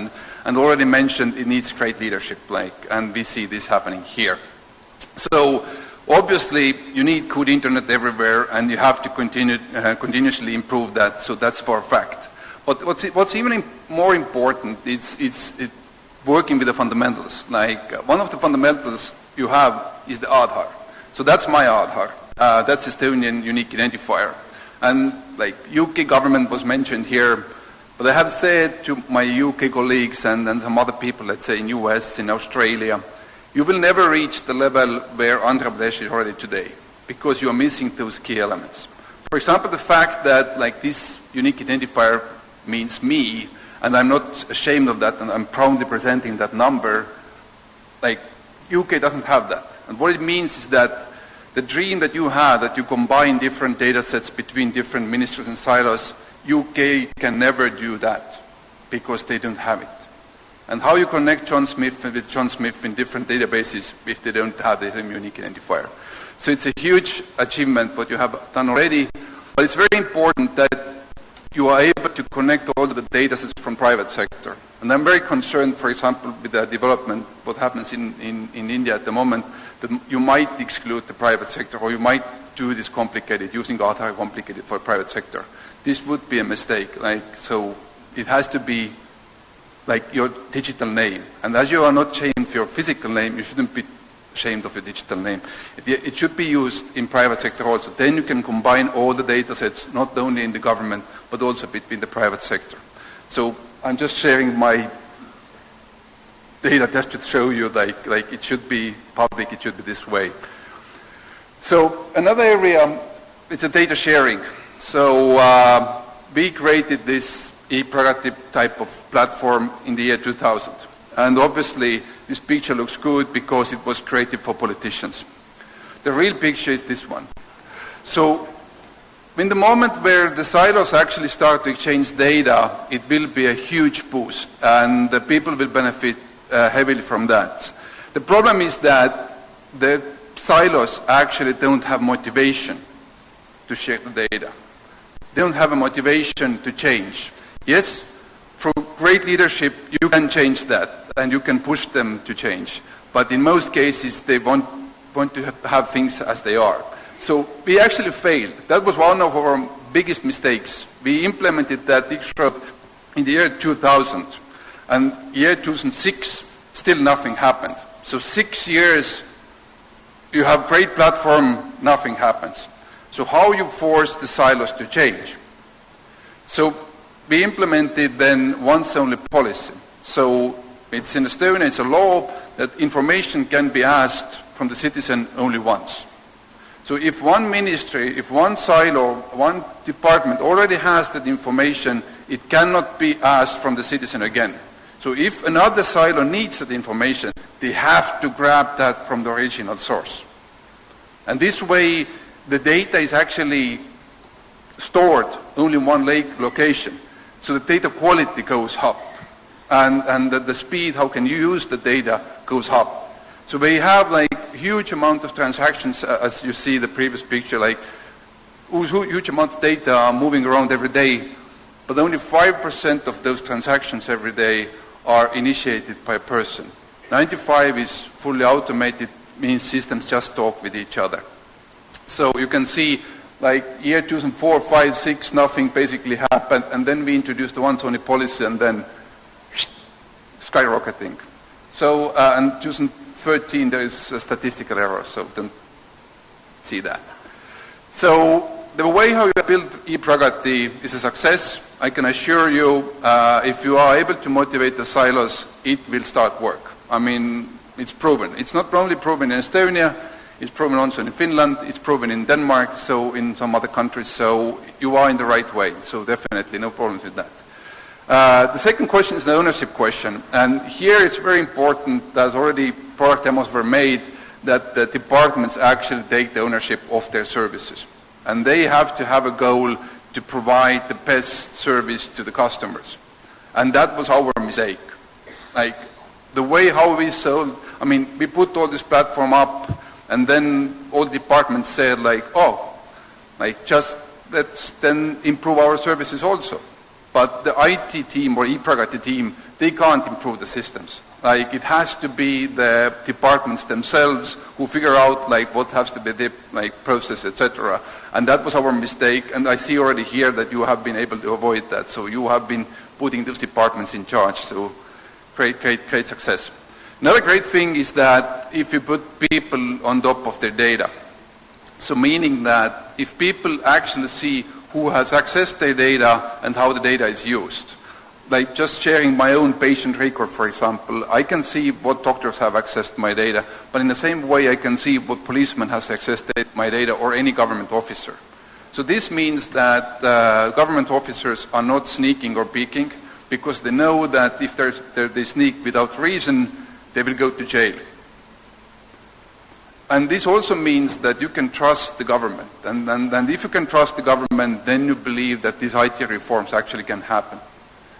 So, and also the trust is important when you build this. I mean, we have had the first cyber war between Estonia and one of our neighbors, large countries that should not be named.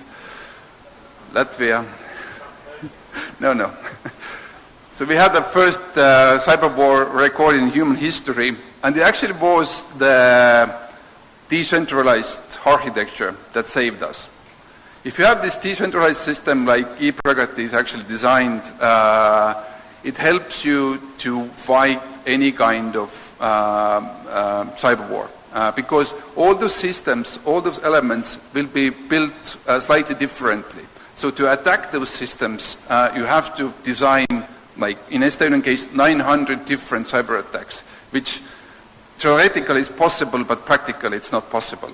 So again, like the model you have chosen is actually very good against any kind of cyber attacks, and I salute to that.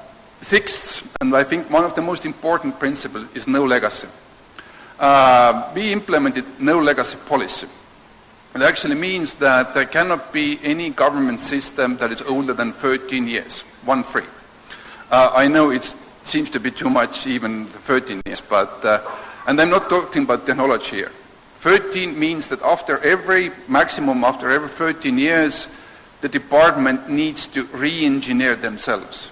Not only technologically, but also how the processes have been doing, how you run those processes, how you measure yourself, what services you provided, maybe you should cancel something, etc. So no legacy as a policy.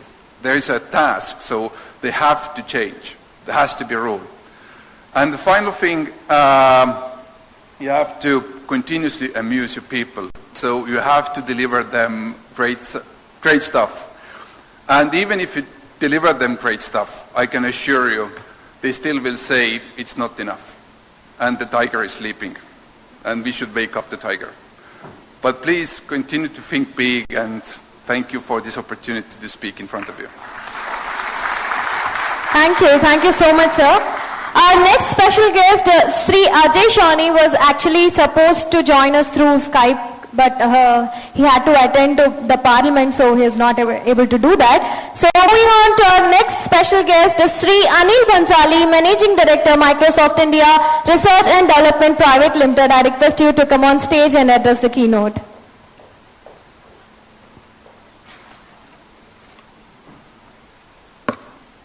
Good afternoon, everyone.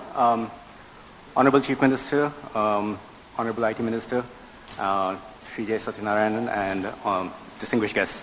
It's really a pleasure and honor to be here at the launch of ePragati Core. I really want to congratulate the government of Andhra Pradesh and the entire team of ePragati for this launch. I remember being in some of the earlier discussions of ePragati and Sri J. Satyanarayan's office, and I still remember the passion with which you actually explained the entire architecture. It's amazing to see that journey. I know persistence, as you mentioned, is the twin sister of excellence. Persistence definitely does pay off, and you clearly see the results of that. It's stunning to see the progress that's been made, not just in terms of launching the core platform, but also fascinating to see some of the departments already actually using this thing. So it's great to see this. I think ePragati truly will actually provide the digital backbone and the architecture required to truly transform this state.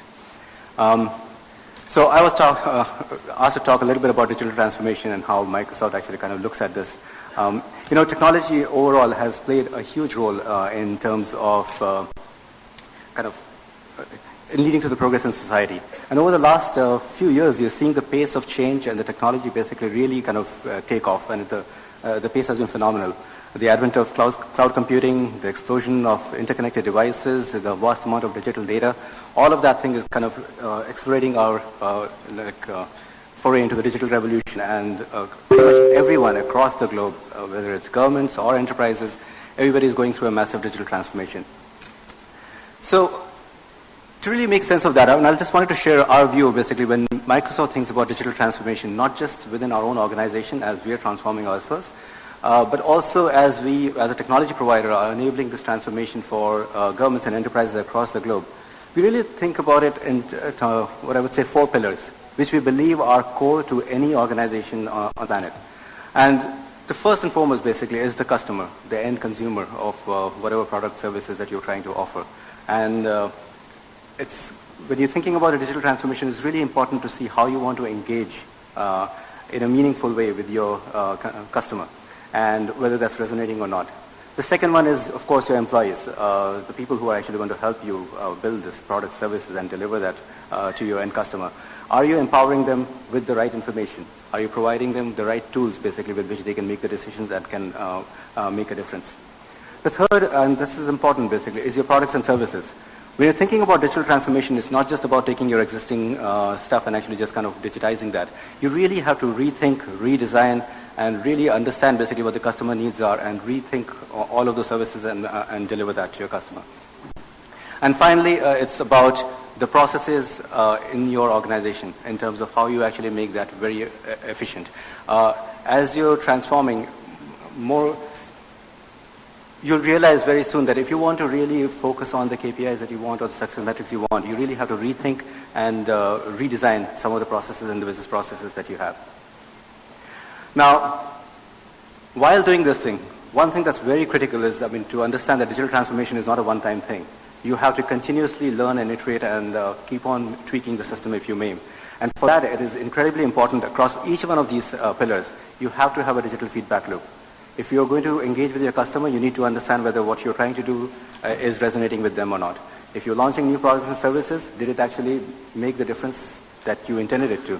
If you're making changes to your processes and your business processes, well, you need to have the right KPIs and be able to measure it on a regular basis to understand whether that's actually happening or not. Digital transformation is a journey. It's not a one-time thing. I think many people actually sometimes confuse that, hey, I've just digitized something or I've just launched an app or a service and there, I'm done.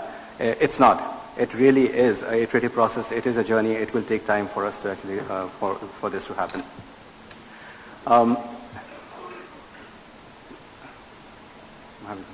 So, as I said, digital transformation is again, as we also saw just, I guess, a few minutes ago as the different department heads came and showed some of the changes that they're making. It clearly is applicable for every sector and every department. Whether you're in healthcare, in manufacturing, agriculture, education, doesn't really matter. You really have to, in this new world, rethink the way you want to actually deliver your services. What I want to do in the next couple of minutes, I guess, I'll just kind of go take one particular area just to kind of show how we think about digital transformation and what would and why this thing is a long-term journey. And I'll take healthcare as an example. So healthcare, just to kind of give you a quick picture, basically, as an industry is changing and changing significantly. And there are a lot of reasons for it. There are rising costs, basically, that are associated with healthcare. There's an increased disease burden across the globe. There are resource constraints. If you take India, for example, with 1.3 billion population, we don't have enough trained doctors or nurses and so on to deliver quality care. So there's a resource constraint issue. And also as a trend, we realize that if you want to actually kind of go to this level of scale, you do need to change your focus more, rather than focusing on curing a disease, look more and more towards preventive and predictive models. There's also a trend to actually have a much more patient-centric view, basically where the idea is to actually have a care continuum for the patient, even though they may actually go through various different providers, which is very, very common in India, where people don't have an affiliation to a single hospital. They may be visiting various different doctors, different hospitals, and so on and so forth, but you want to make sure that there is a care continuum across each one of these segments. So, it's a very busy slide. I don't want you to focus on this one, but as we try to understand a little bit more about the healthcare industry, it just turns out, and this is in the context of India and some of the other markets, it is just complex. The journey for a patient to actually get quality healthcare, the journey for a doctor to be able to deliver the right patient outcomes and so on, is just incredibly complicated. There is an overall perception, basically, and in some cases quite definitely a reality. Doctors don't have access to the right information. I could be going to one hospital today and the next hospital the other time, and if the patient comes to me, there is no way for me to know basically what, as a doctor, like what happened to the patient and what he's actually already gone through. For a patient, they may or may not be near a healthcare provider, basically, who can provide the right level of quality care. We do have constraints that the moment we go beyond the tier 1, tier 2 cities, it's sometimes hard to find the quality care. So that becomes an issue as well. So if you think about the transformation of, and you think about the digital transformation of a sector, something of like this, it is, again, clearly not an overnight journey. You have to think through, just take a simple case of actually providing a patient kind of care continuum. You now need to have a way in which you can access and provide information about a patient data, basically, while he's spanning through multiple different networks, but we still make it available to the patient as well as to the doctor. That requires a complete redesign of how you actually kind of keep the health records, how you actually allow for interchange of those health records across different providers, how you provide a compliant secure way of actually kind of interchanging that information, and also a consent layer basically, so that you actually get to that particular record if and only if the patient actually allows you to. So there are various different things and in this particular system, if you want, even if you want to just care about a patient care continuum, a lot of redesign and a lot of thinking has to kind of go through this thing. Now I won't go through each and every aspect of healthcare clearly. I mean, we obviously don't have the time and it'll take like weeks to kind of go through all of this. It is, again, very important to see that as you think about digital transformation in any of the sectors, you will have to think through the entire process, all of your processes, all of your systems, and then work through making sure that you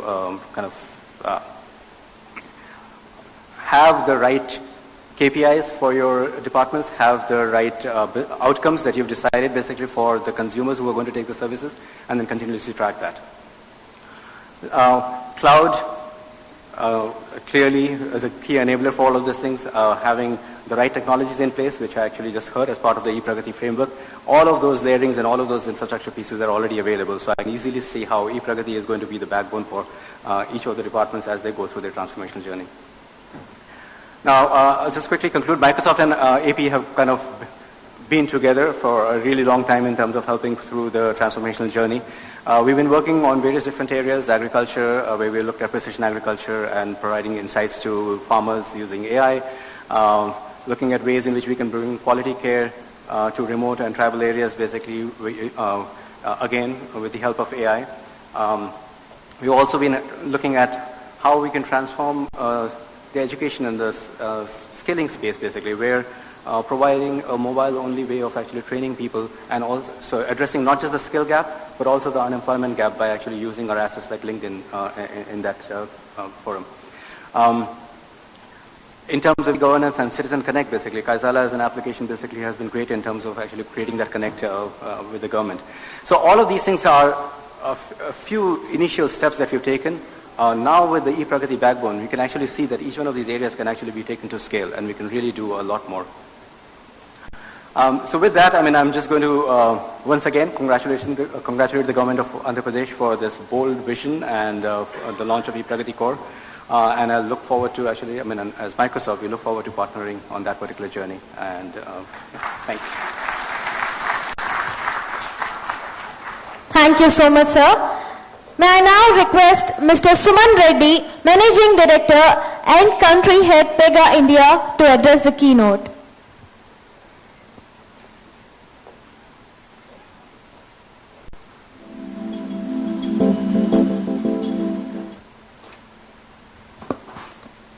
Good afternoon to the Honorable Chief Minister, the Honorable IT Minister, other dignitaries in the room, partners of PEGA, and of course all of the developer ecosystem who's sitting out there. I'm not forgetting you guys as well. So I know it's the interest of time. I want to try and rush through the next few minutes, and essentially I wanted to talk about the whole digital transformation journey in what PEGA is trying to do with many other governments, but again, in the interest of time, I'm going to try and quickly address a couple of themes here. One is essentially the DNA of PEGA, right? What do we think about as we're developing software?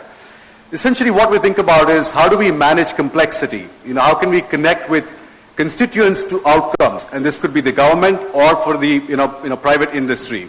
We think about anticipating a constituent needs before the need arises. And how do we evolve as fast as things change, right? I mean, that's really what we keep thinking about as we build our software. And the result of that, what we do is, we build software to be very coherent, to manage the complexity. We try to be seamless across the departments, as we've heard, through the constituents, connecting constituents to outcomes. We want to anticipate the needs before the constituent can come up with. And then we evolve as fast as they can. So as a result of that, the company, if I can go back, how do I go back? Sorry? Yes.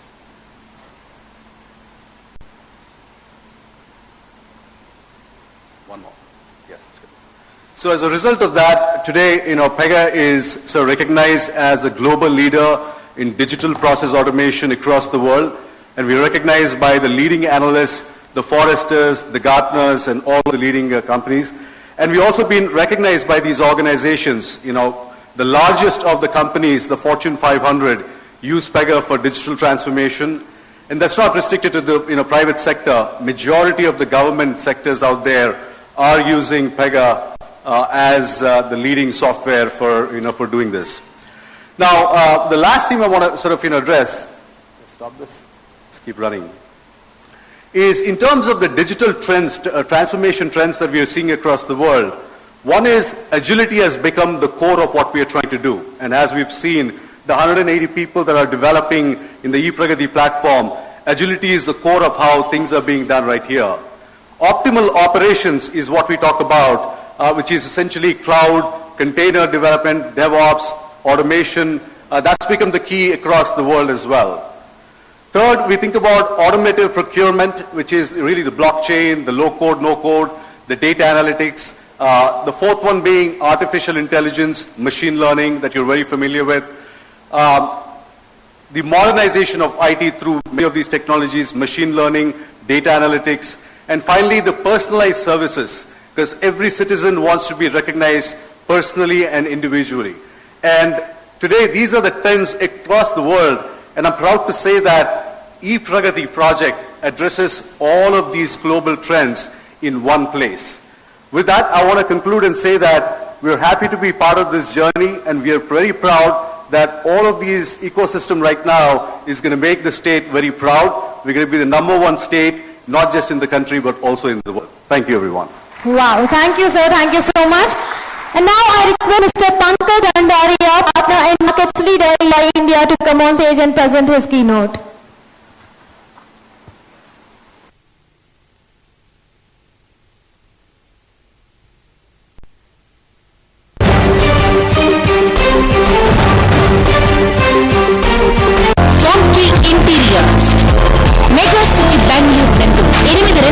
Projects 2 commercial projects దిగ్విజయంగా పూర్తి చేసుకుని ఆధునిక క్రియాశీలమైన నిర్మాణాలకు అద్భుతమైన తన సృజనాత్మకత ఆలోచనలను జోడించి ఫ్యాషన్ ప్యాషనేట్ గా పేరు పొందిన స్వాంకీ ఇంటీరియర్స్ ఇప్పుడు మనకన్నా అందంగా పొందికగా ఆకర్షణీయంగా ఇంటీరియర్ అలంకరణ ఉంటేనే ఏ నిర్మాణమైనా పరిపూర్ణత పొందుతుంది. Modular kitchen, wardrobe, TV unit, restaurants, shopping malls, office, best companies, best materials, green ply, century ply మరియు హార్డ్వేర్ అండ్ బాస్కెట్స్ ను అందిస్తూ రాజీ లేని నాణ్యతతో మీరు కోరిన మీకు నచ్చిన విధంగా మీరు గర్వించేలా మా ఎక్స్పర్ట్ డిజైనర్స్ తో ఇంటీరియర్ డిజైనింగ్ చేయబడి మా ప్యాషన్ మీ అందమైన కళలకు చిరునామా. Our package start from 2 lakhs. Swanky Interiors on 89626325483033095051385669. Swanky Interiors. Idea, I think first and foremost, I think what we are dealing with today, which ePragati is also trying to address, is the super citizen. I think we're talking about today's citizen, which is a consumer for corporations and which is a citizen for the governments. I think this citizen is today, I think, far more aware and connected, and hence needs to be served very differently by use of technology. And I think I must say that ePragati is a right step in that direction, because that is how we're using ePragati to serve the citizens of Andhra Pradesh. I think other important trend that we must talk about is the future of work. I think so far we have seen technology being used by humans to deliver their work. But I think in the future, it'll be very different, where we'll see a very different order of human augmentation, where humans and technology will deliver together the work that needs to be delivered. And I think in this world, where I think humans and technology will be delivering things together, the regulations to address will be also very different. I think, and that is the theme that I want to talk about today in a little more detail, which is the adaptive regulation that you see on the slide. I think before we get there, I think what is very important is, as we see the future of work change, what will happen is that today's social security systems and the way we address social security of people is going to be transformed completely. The rules will have to be rewritten. And I think some thought on that regard is already beginning to happen with the concept of universal basic income. Similarly, I think in this new digital economy, I think industry is changing, is being redefined completely. Today's, I think, industry classification, the classical industry classification is undergoing a significant change. Today, I don't know whether we should call Ola a tech company or a transport service company, whether we should call Jio a telecom company or a media company. And I think this trend will continue, and I think we'll see businesses being transformed, redefined very, very significantly, and they'll have to keep pace with that change. I think this is just the beginning. I think there's a lot more to come. I don't know whether Maruti in the future will be a car selling company or a transport service company. Time will tell. I think in the interest of time, I think we'll move quickly to social contracts and adaptive regulation. I think social contracts are basically a set of written and unwritten rules that govern our society. And the societal changes that we are seeing, driven by technology and greater awareness for longer term good of the society at large, will transform these social contracts.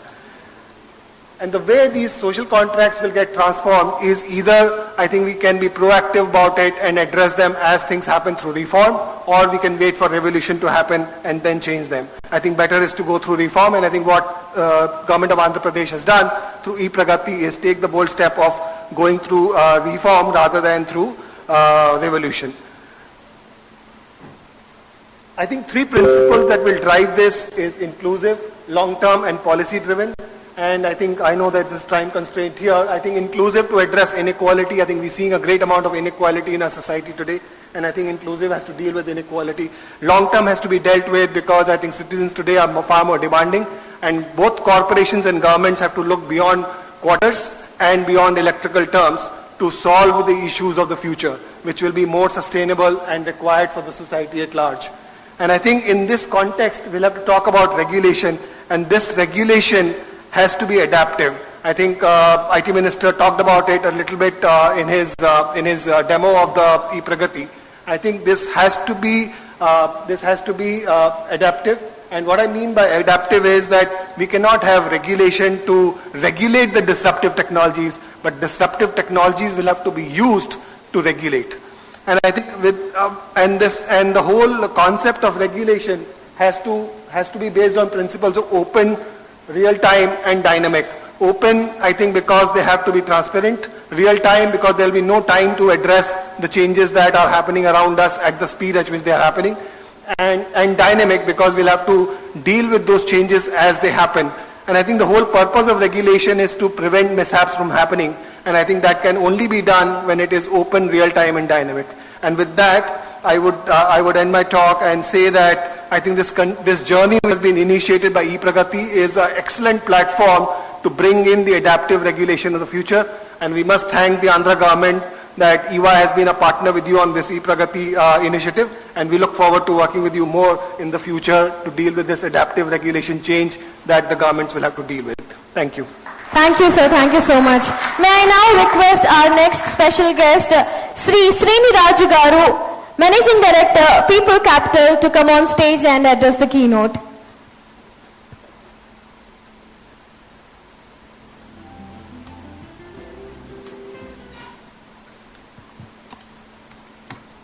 Honorable Chief Minister, Honorable Minister, Sachinand Garu, Vijayananda Garu, Bala Garu, and Jay Chaudhary Garu.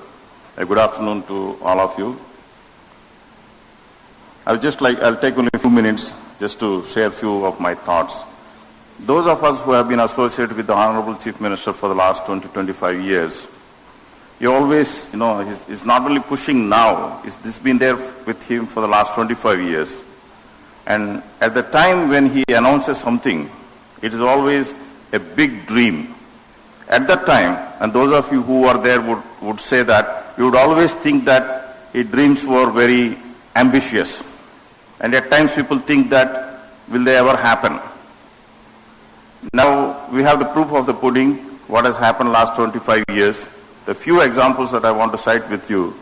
One day he called few of us, this is 25 years ago, and said, why can't we have something like Silicon Valley in Hyderabad? At that time, the total population of the IT population of Hyderabad was about few thousand. I would actually say 1,000, but maybe, just to be more accurate, I'll say few thousand of them. Then he said that, I want to create Silicon Valley in Hyderabad. Just the recent numbers, you can see it. Hyderabad, which was not in the map at all, now it's the fifth largest economy as a city in the country. It has overtaken, Chennai also. So that's what it was 25 years ago, what it is today. Similarly, when he wanted to build the educational institutions, again, same thing, he says, I want to have the best business school, I want to have the best, technology university. Now you see the Indian School of Business and IIIT Hyderabad. Now when the new state came in, one day I had the privilege of traveling with him to Japan. And during the journey, we were normally discussing about this concept of ease of doing business. As usual, what he said was that, why can't Andhra Pradesh be the #1 state in ease of doing business? And of course, the people would normally say that, state just got formed and you just became the chief minister. That's again a very ambitious dream. 2 years from there, last 2 years, we have been the #1 state in the ease of doing business.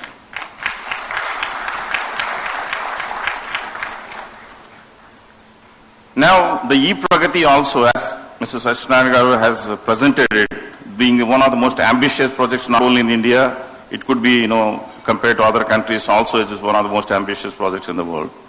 5-10 years from today, fine, that maybe, I don't know how many of us will be here, but just to share that these things will become a reality. And I have 2 suggestions towards that. Just to create one e-Pragati Research Center and a certification program for the other officers who have not been certified by the Indian School of Business at Indian Institute of Information Technology, Sri City. I'll be very happy to coordinate and make that thing happen there.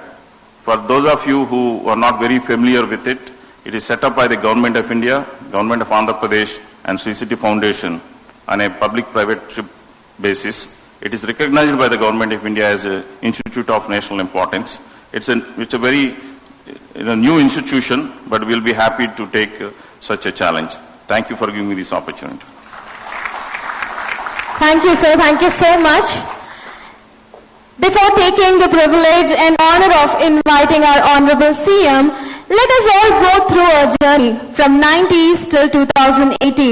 Digital transformation and a precious moment what he has gone through an AV. So can we have the AV please?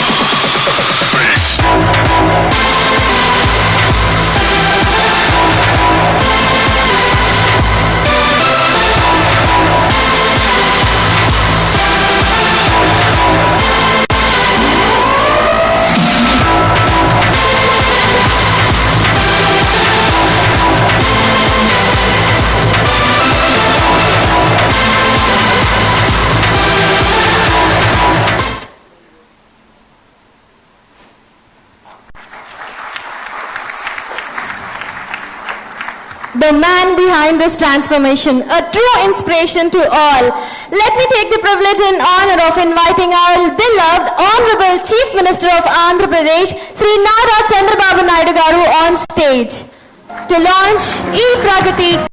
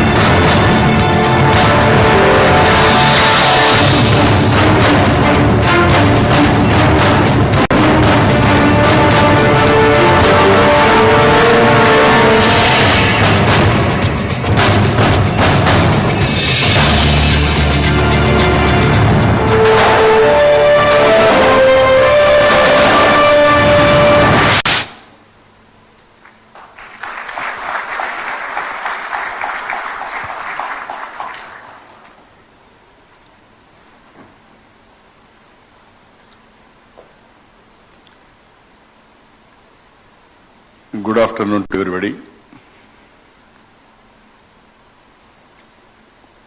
Respected Neil Jacobson, Future World. Respected Tavi, Estonia Government of Government CAO. Anil Bansali, MD Microsoft India. Pankaj Dandaria, Ernest & Young, Srini Raju, and also IT Minister, Honorable IT Advisor Satyanarayana Garu, J.H. Chaudhary Garu, Vijayanand Garu, Balasubramanian Garu, and invitees and friends. I am very happy to recollect what we have done for the last 20 years.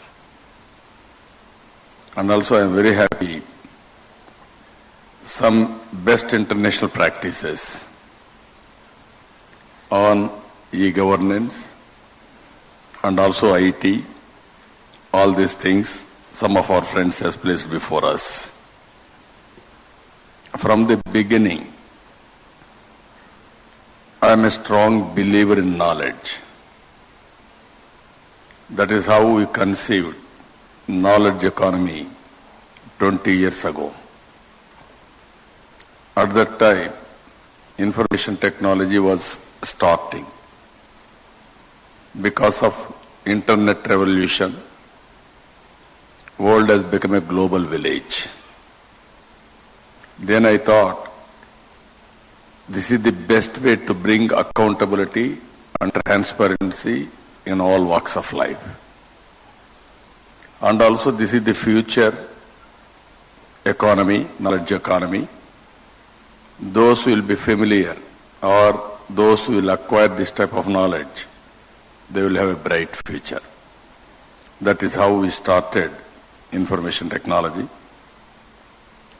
At that time, we don't know how to move forward.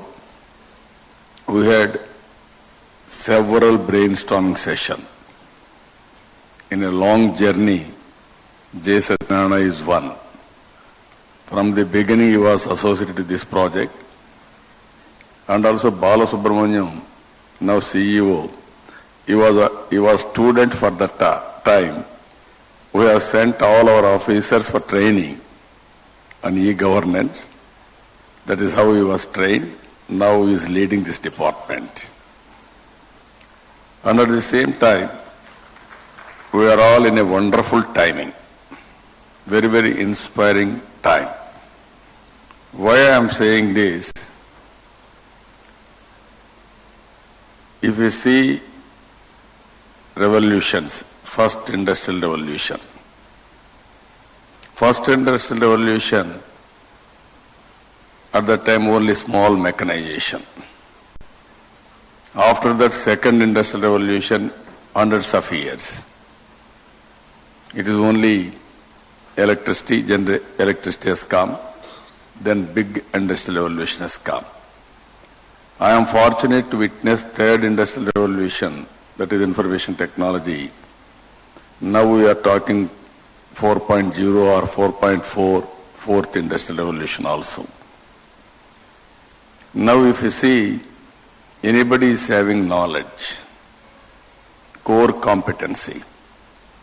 If you use information technology as a platform, then use IoT, real time, for any matter for that matter. Then use analytics. We are all talking now predictive analytics, big data analytics, or artificial intelligence, all these things. Then you can do wonders. They are only leadership.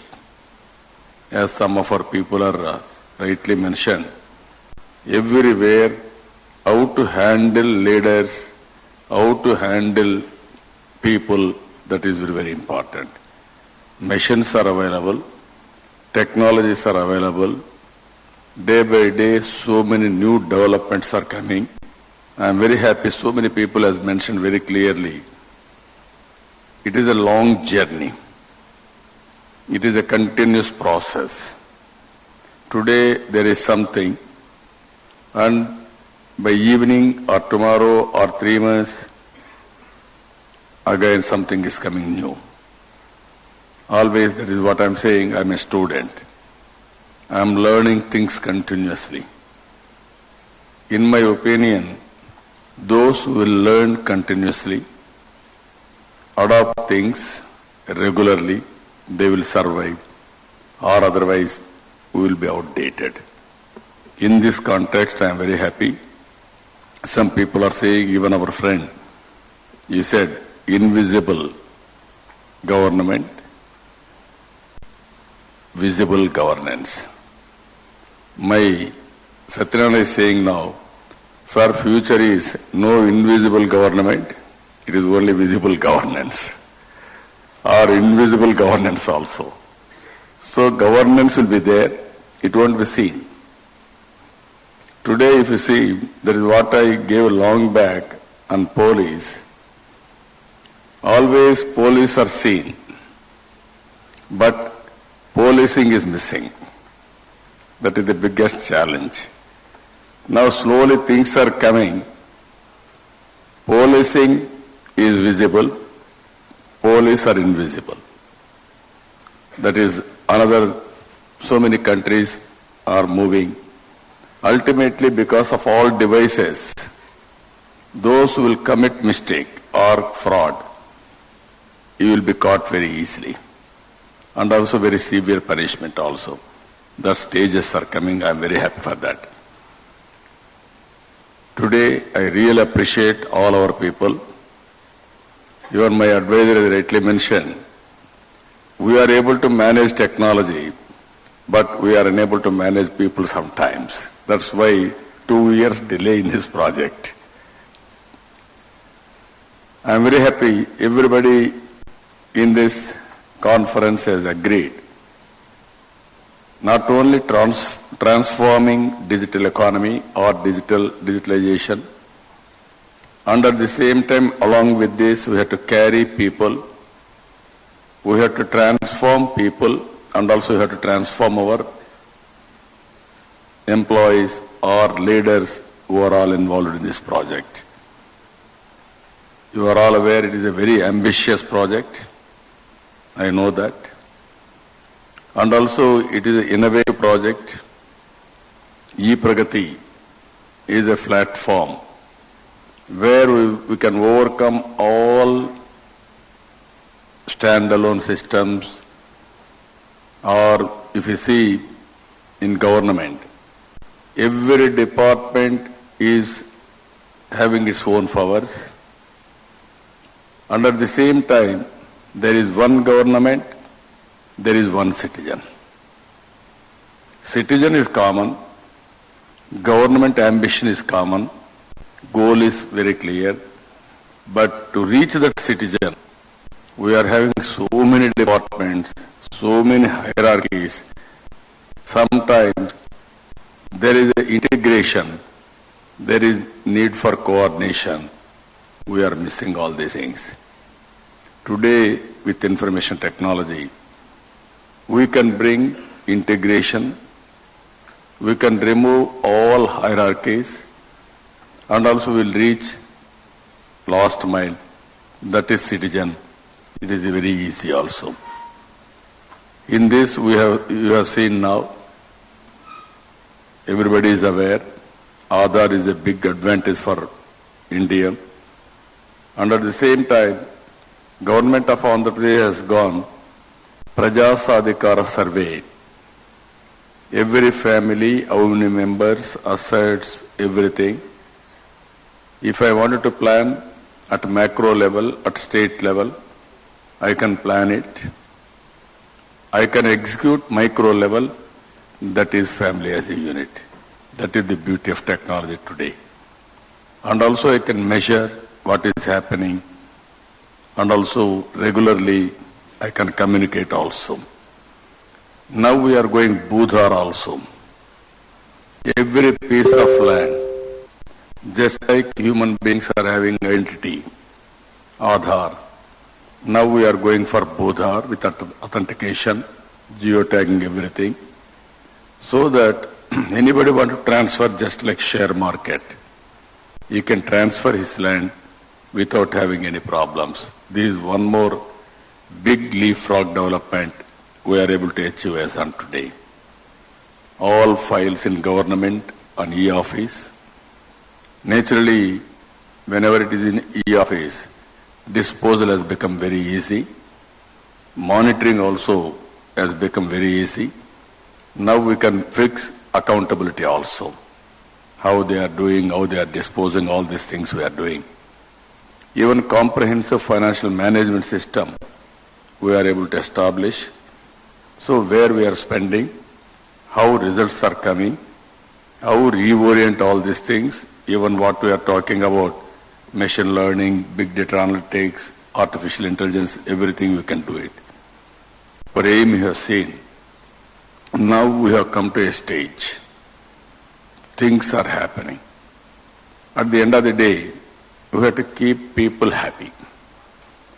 Citizen happiness is important. To keep him happy, one is all our welfare programs has to reach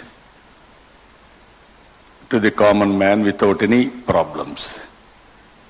Even sometimes in governments, even earlier government, there were ghosts, they used to take pensions. Today, I am very happy and proud. All welfare programs are accountable. There is biometric authentication.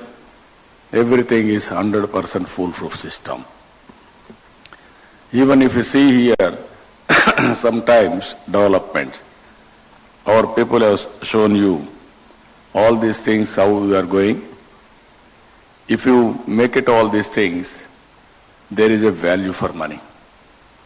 We are spending some money, we are creating assets, but the assets are not durable, there is no accountability. Now with this system, you can have fixed accountability on contractor-wise or functionary-wise, durability of that asset, everything we can monitor. On the basis of that, we can take remedial measures also. Again here, certificates. For unnecessary certificates, we are harassing people. One student, he wanted to go to college for admission. 3 months, he has to go to pillar to post. For birth certificate, for nativity certificate, for mark statement, you name anything, all these things.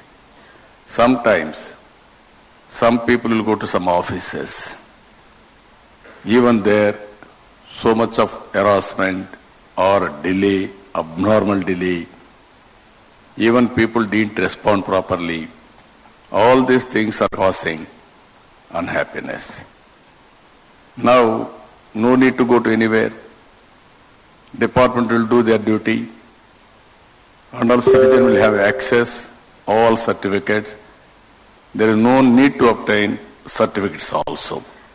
That is if you see this system, then everything is going very well. I am very happy for that. And also app stores, I am very happy. Today 20 services they have brought, another 300 services, ultimately 750 services. All certificates, 120 certificates, all these things, it is going to become redundant. And also any certificate, they can have online. They can take copy of it. Even LMS, all licenses, it is today, in future, all these things, it will be very easy. Ultimately, technologies are available. People want happiness, better living standards. Now in government, we are moving in different things. If you see, zero budget natural farming. I want to go natural farming without any fertilizer or pesticides. All over the world, if you see, This year we are going to have 5 lakh farmers with 5 lakh acres of land under zero budget natural farming. Nowhere in the world, this is the biggest cluster.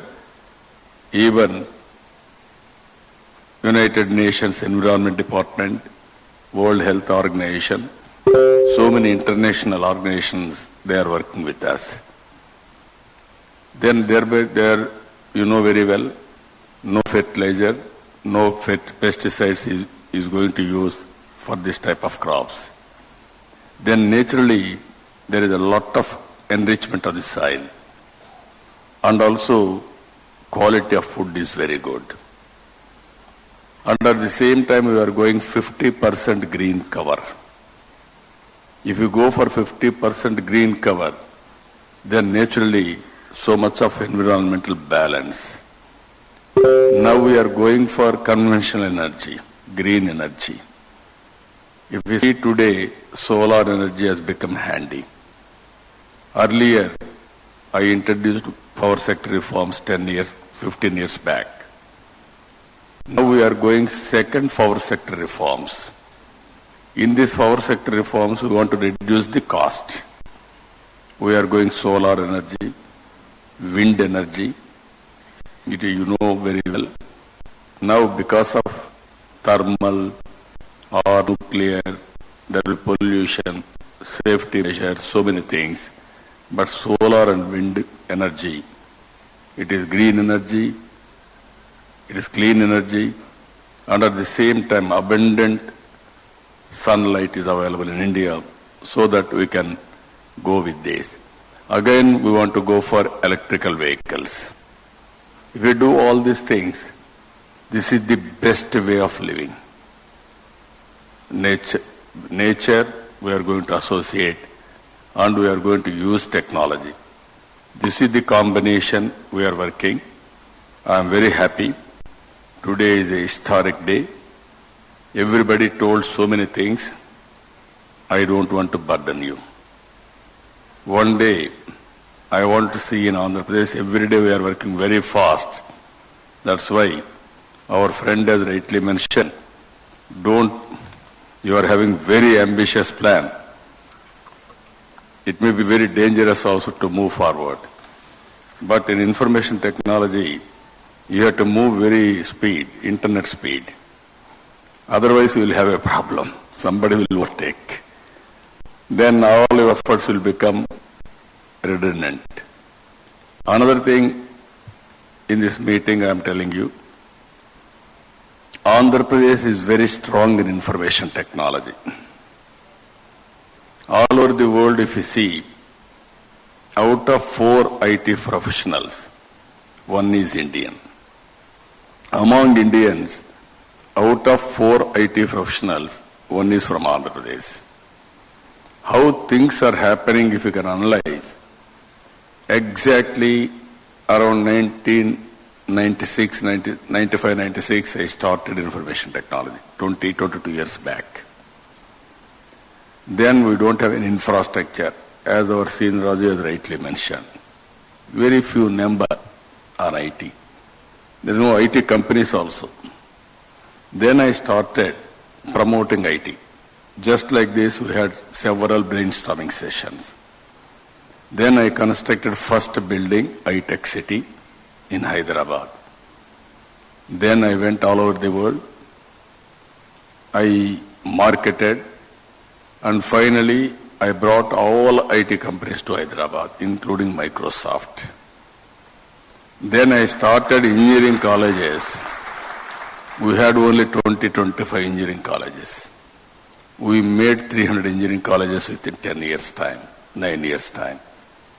Then naturally all our people have gone all over the country, all over the world. Now if you go any country in the world, there are IT professionals from my state. That is the strength we are having. In Silicon Valley, as Raju has rightly mentioned, I want to build just like Silicon Valley. That is the climate I want to build up. But I am very happy to inform you, in Silicon Valley, highest per capita income earners are from my place. That is from Andhra people, not Americans, not any foreign nations, Indians. Among Indians, Andhra people are doing extremely well. That is the vision we have given. Now I am placing before you knowledge. It may be health. It may be education. It may be agriculture. IT is a platform. IoT and all other things, real time, data collection and analytics, cloud management, predictive analytics, everything. But ultimately, results, outcomes. That's why I'm saying always, not inputs. Process, leadership has to provide positive leadership everywhere, not only me, all our leaders. Then you have to produce outcomes. That's why I'm saying very inspiring time, any field for that matter. You have seen some demonstrations, how education department is integrated end-to-end solution. Even animal husbandry department, all cows, how they are taking precautions, thereby better animal health and also better productivity and also better returns for the farmers. So it is a very interesting, somebody will do specialization on knowledge. They can give one of the best solution, what Amazon.com, what Flipkart, what Alibaba, all these things, they are having core competency, they provide leadership, they are able to deliver. This is the future. Now artificial intelligence and technological breakthroughs, all these things are going to come. What I want to request all of you, we are having huge data. Data is wealth now. I wanted to create solutions for the data so that we can use data and with that solutions, and then you can give a excellent service. It may be any field for that matter. Even health.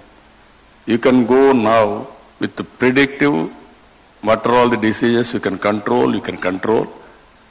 You can go further eradication and also prevention, and finally forecasting what type of problems are going to come another 5 years' time, all these things, that also you can handle now. That is the stage it is coming. So I'm very happy, long time. I do not test your patience now, but wonderful meeting.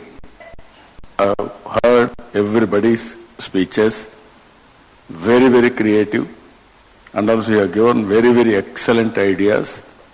I told my Satyanarayana advisor, all experts you have to call every month, best people in the world, create a convention or ask them to be our state guest, take their ideas and improve all your performance indicators, especially information technology.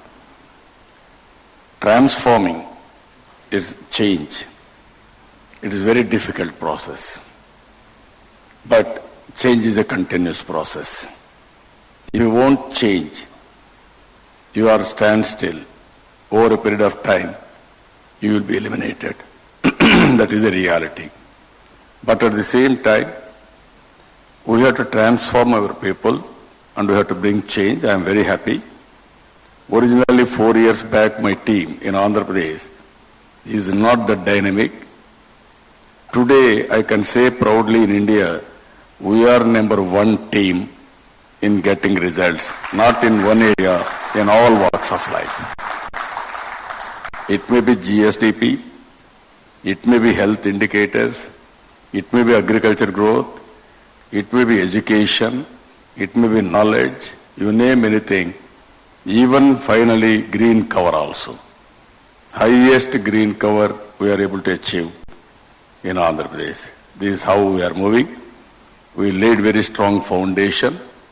But IT is helping us in a big way for bringing transformation and also accountability. Even our welfare department, we are using IT in a big way. Earlier, they used to give scholarships after 3 years. After passing degree, they used to give money for them.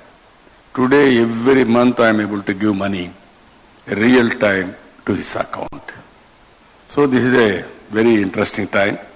Friends, I am very happy to associate with you. This is the beginning. Today they have given 20 services through Andhra Pradesh app store, and I am asking them 300 services. And year end, most of the services will be online. So many departments are working standalone. We want to integrate all these things in our e-Pragati. I am confident they are working.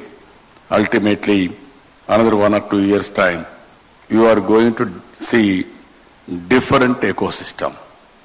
Ultimately, no citizen need to go to any office. That is my idea. Then ultimately, even app also not necessary through voice.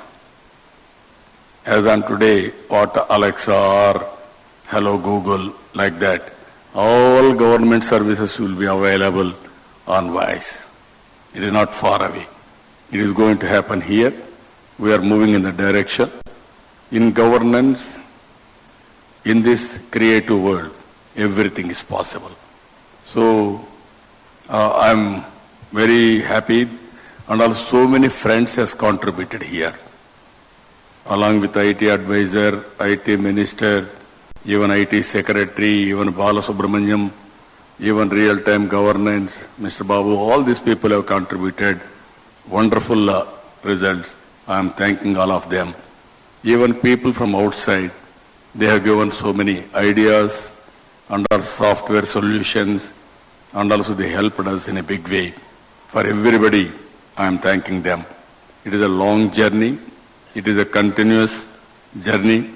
In this journey, I need everybody's cooperation and also your participation. With this, I am thanking all of you. Thank you, one and all. Thank you, sir. Thank you so much for making our lives, the citizens of Andhra Pradesh, so very easy.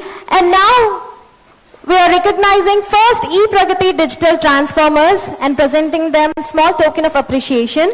So, first in the list, can we have Sri K. Vijay Anand Garu, IT Secretary, Managing Director, AP Genco, to come on stage and receive the appreciation.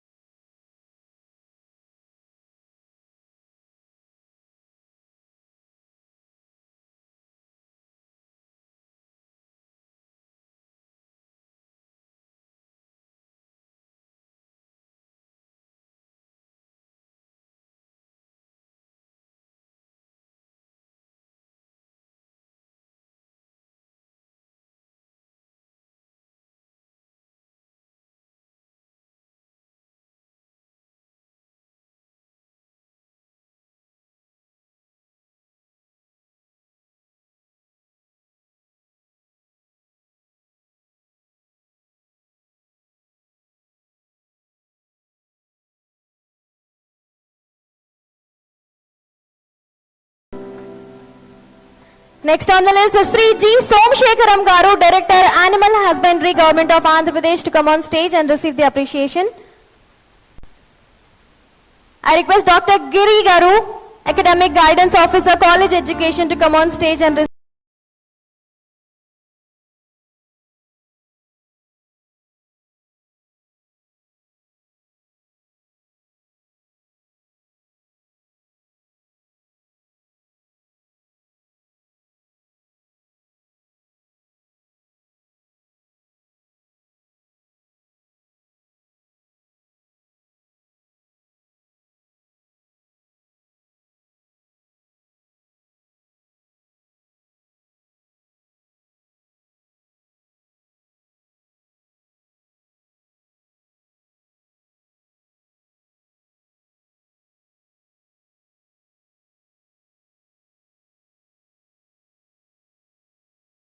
Minister of Andhra Pradesh, to the Honorable Minister of IT and the dignitaries, a very good afternoon. And to culminate the job drives and the efforts that have been in 2017-18, that have been taken place in 2017-18, we are here to culminate. To begin with, we would like to invite some of the students who've had job offers to come and take the offers from the Honorable Chief Minister. While I announce the names, I would also request Honorable Minister of IT, Sri Nara Lokesh Garu, please join us on the stage. And also I request J. Chaudhary Garu, advisor to CM in IT, to also come and join us on the stage. Firstly, I request B. Maheshwari.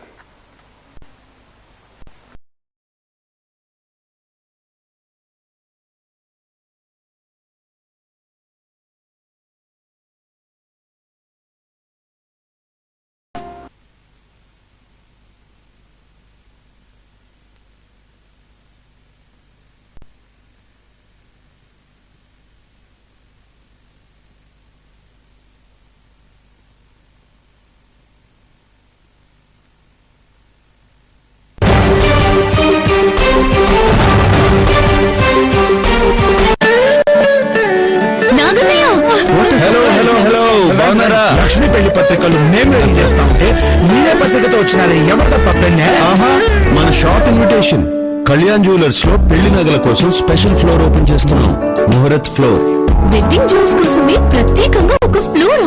Super idea. అన్ని సాంప్రదాయాల వాళ్లకు కావాల్సిన చక్కటి పెళ్లి నగలు ముహూర్త్ లో దొరుకుతాయి. All over India మనకి చాలా షోరూమ్స్ ఉన్నాయి కదా, ఆయా స్టేట్ స్పెషల్ జ్యువెలరీ ఇక్కడ తీసుకొచ్చాం. రాజస్థాన్ నుంచి పొల్కి, పంజాబ్ నుంచి kundan, colourful meenakari, enamel works లాంటివన్నీ తీసుకొని ఫ్లోర్ అంతా నింపేది. అయితే ఇంకేమమ్మా, లక్ష్మీ పెళ్లి నగరాన్ని ముహూర్తంలో తీసుకున్నాం. Kalyan jewellers muhurat wedding floor ఇప్పుడు పని చేస్తున్నది. Sun International Institute for Tourism and Management, Visakhapatnam and Hyderabad offers Bachelor in Hotel Management, Bachelor of Business Administration, Bachelor in Travel and Tourism, BSc in Home Science, BSc Food and Nutrition, Masters in Hotel Management and Tourism. For admissions, please contact 8886314747. Swanky Interiors. Mega City Bangalore నందు 8 residential projects, 2 commercial projects ను దిగ్విజయంగా పూర్తి చేసుకుని ఆధునిక క్రియాశీలమైన నిర్మాణాలకు అద్భుతమైన తన సృజనాత్మకత ఆలోచనలను జోడించి ఫ్యాషన్ ప్యాషనేట్ గా పేరు పొందిన స్వాంకీ ఇంటీరియర్స్ ఇప్పుడు మన కర్నూలు. అందంగా, పొందికగా, ఆకర్షణీయంగా ఇంటీరియర్ అలంకరణ ఉంటేనే ఏ నిర్మాణమైనా పరిపూర్ణత పొందుతుంది. Modular kitchen, wardrobe, TV unit, restaurants, shopping malls, office, best companies, best materials, green ply, century ply మరియు హార్డ్వేర్ అండ్ బాస్కెట్స్ ను అందిస్తూ రాజీ లేని నాణ్యతతో మీరు కోరిన, మీకు నచ్చిన విధంగా మీరు గర్వించేలా మా ఎక్స్పర్ట్ డిజైనర్స్ తో ఇంటీరియర్ డిజైనింగ్ చేయబడింది. మా ప్యాషన్ మీ అందమైన కళలకు చిరునామా. Our package start from 2 lakhs. Swanky Interiors. Contact 82962-63254, 8125-330-330, 9505138569. Swanky Interiors. Real estate pi అనుమానాలా? Real estate లో సమస్యలు ఎదుర్కొంటున్నారా? రియల్ ఎస్టేట్ అంటే భయపడుతున్నారా? రియల్ ఎస్టేట్ రంగం పట్ల సందేహాలా? రియల్ ఎస్టేట్ గురించి తెలుసుకోవాలనుకుంటున్నారా? అయితే ఈ షో మీకోసమే. రియల్ ఎస్టేట్ రంగంలో అపార అనుభవం కలిగిన ప్రముఖ విశ్లేషకులు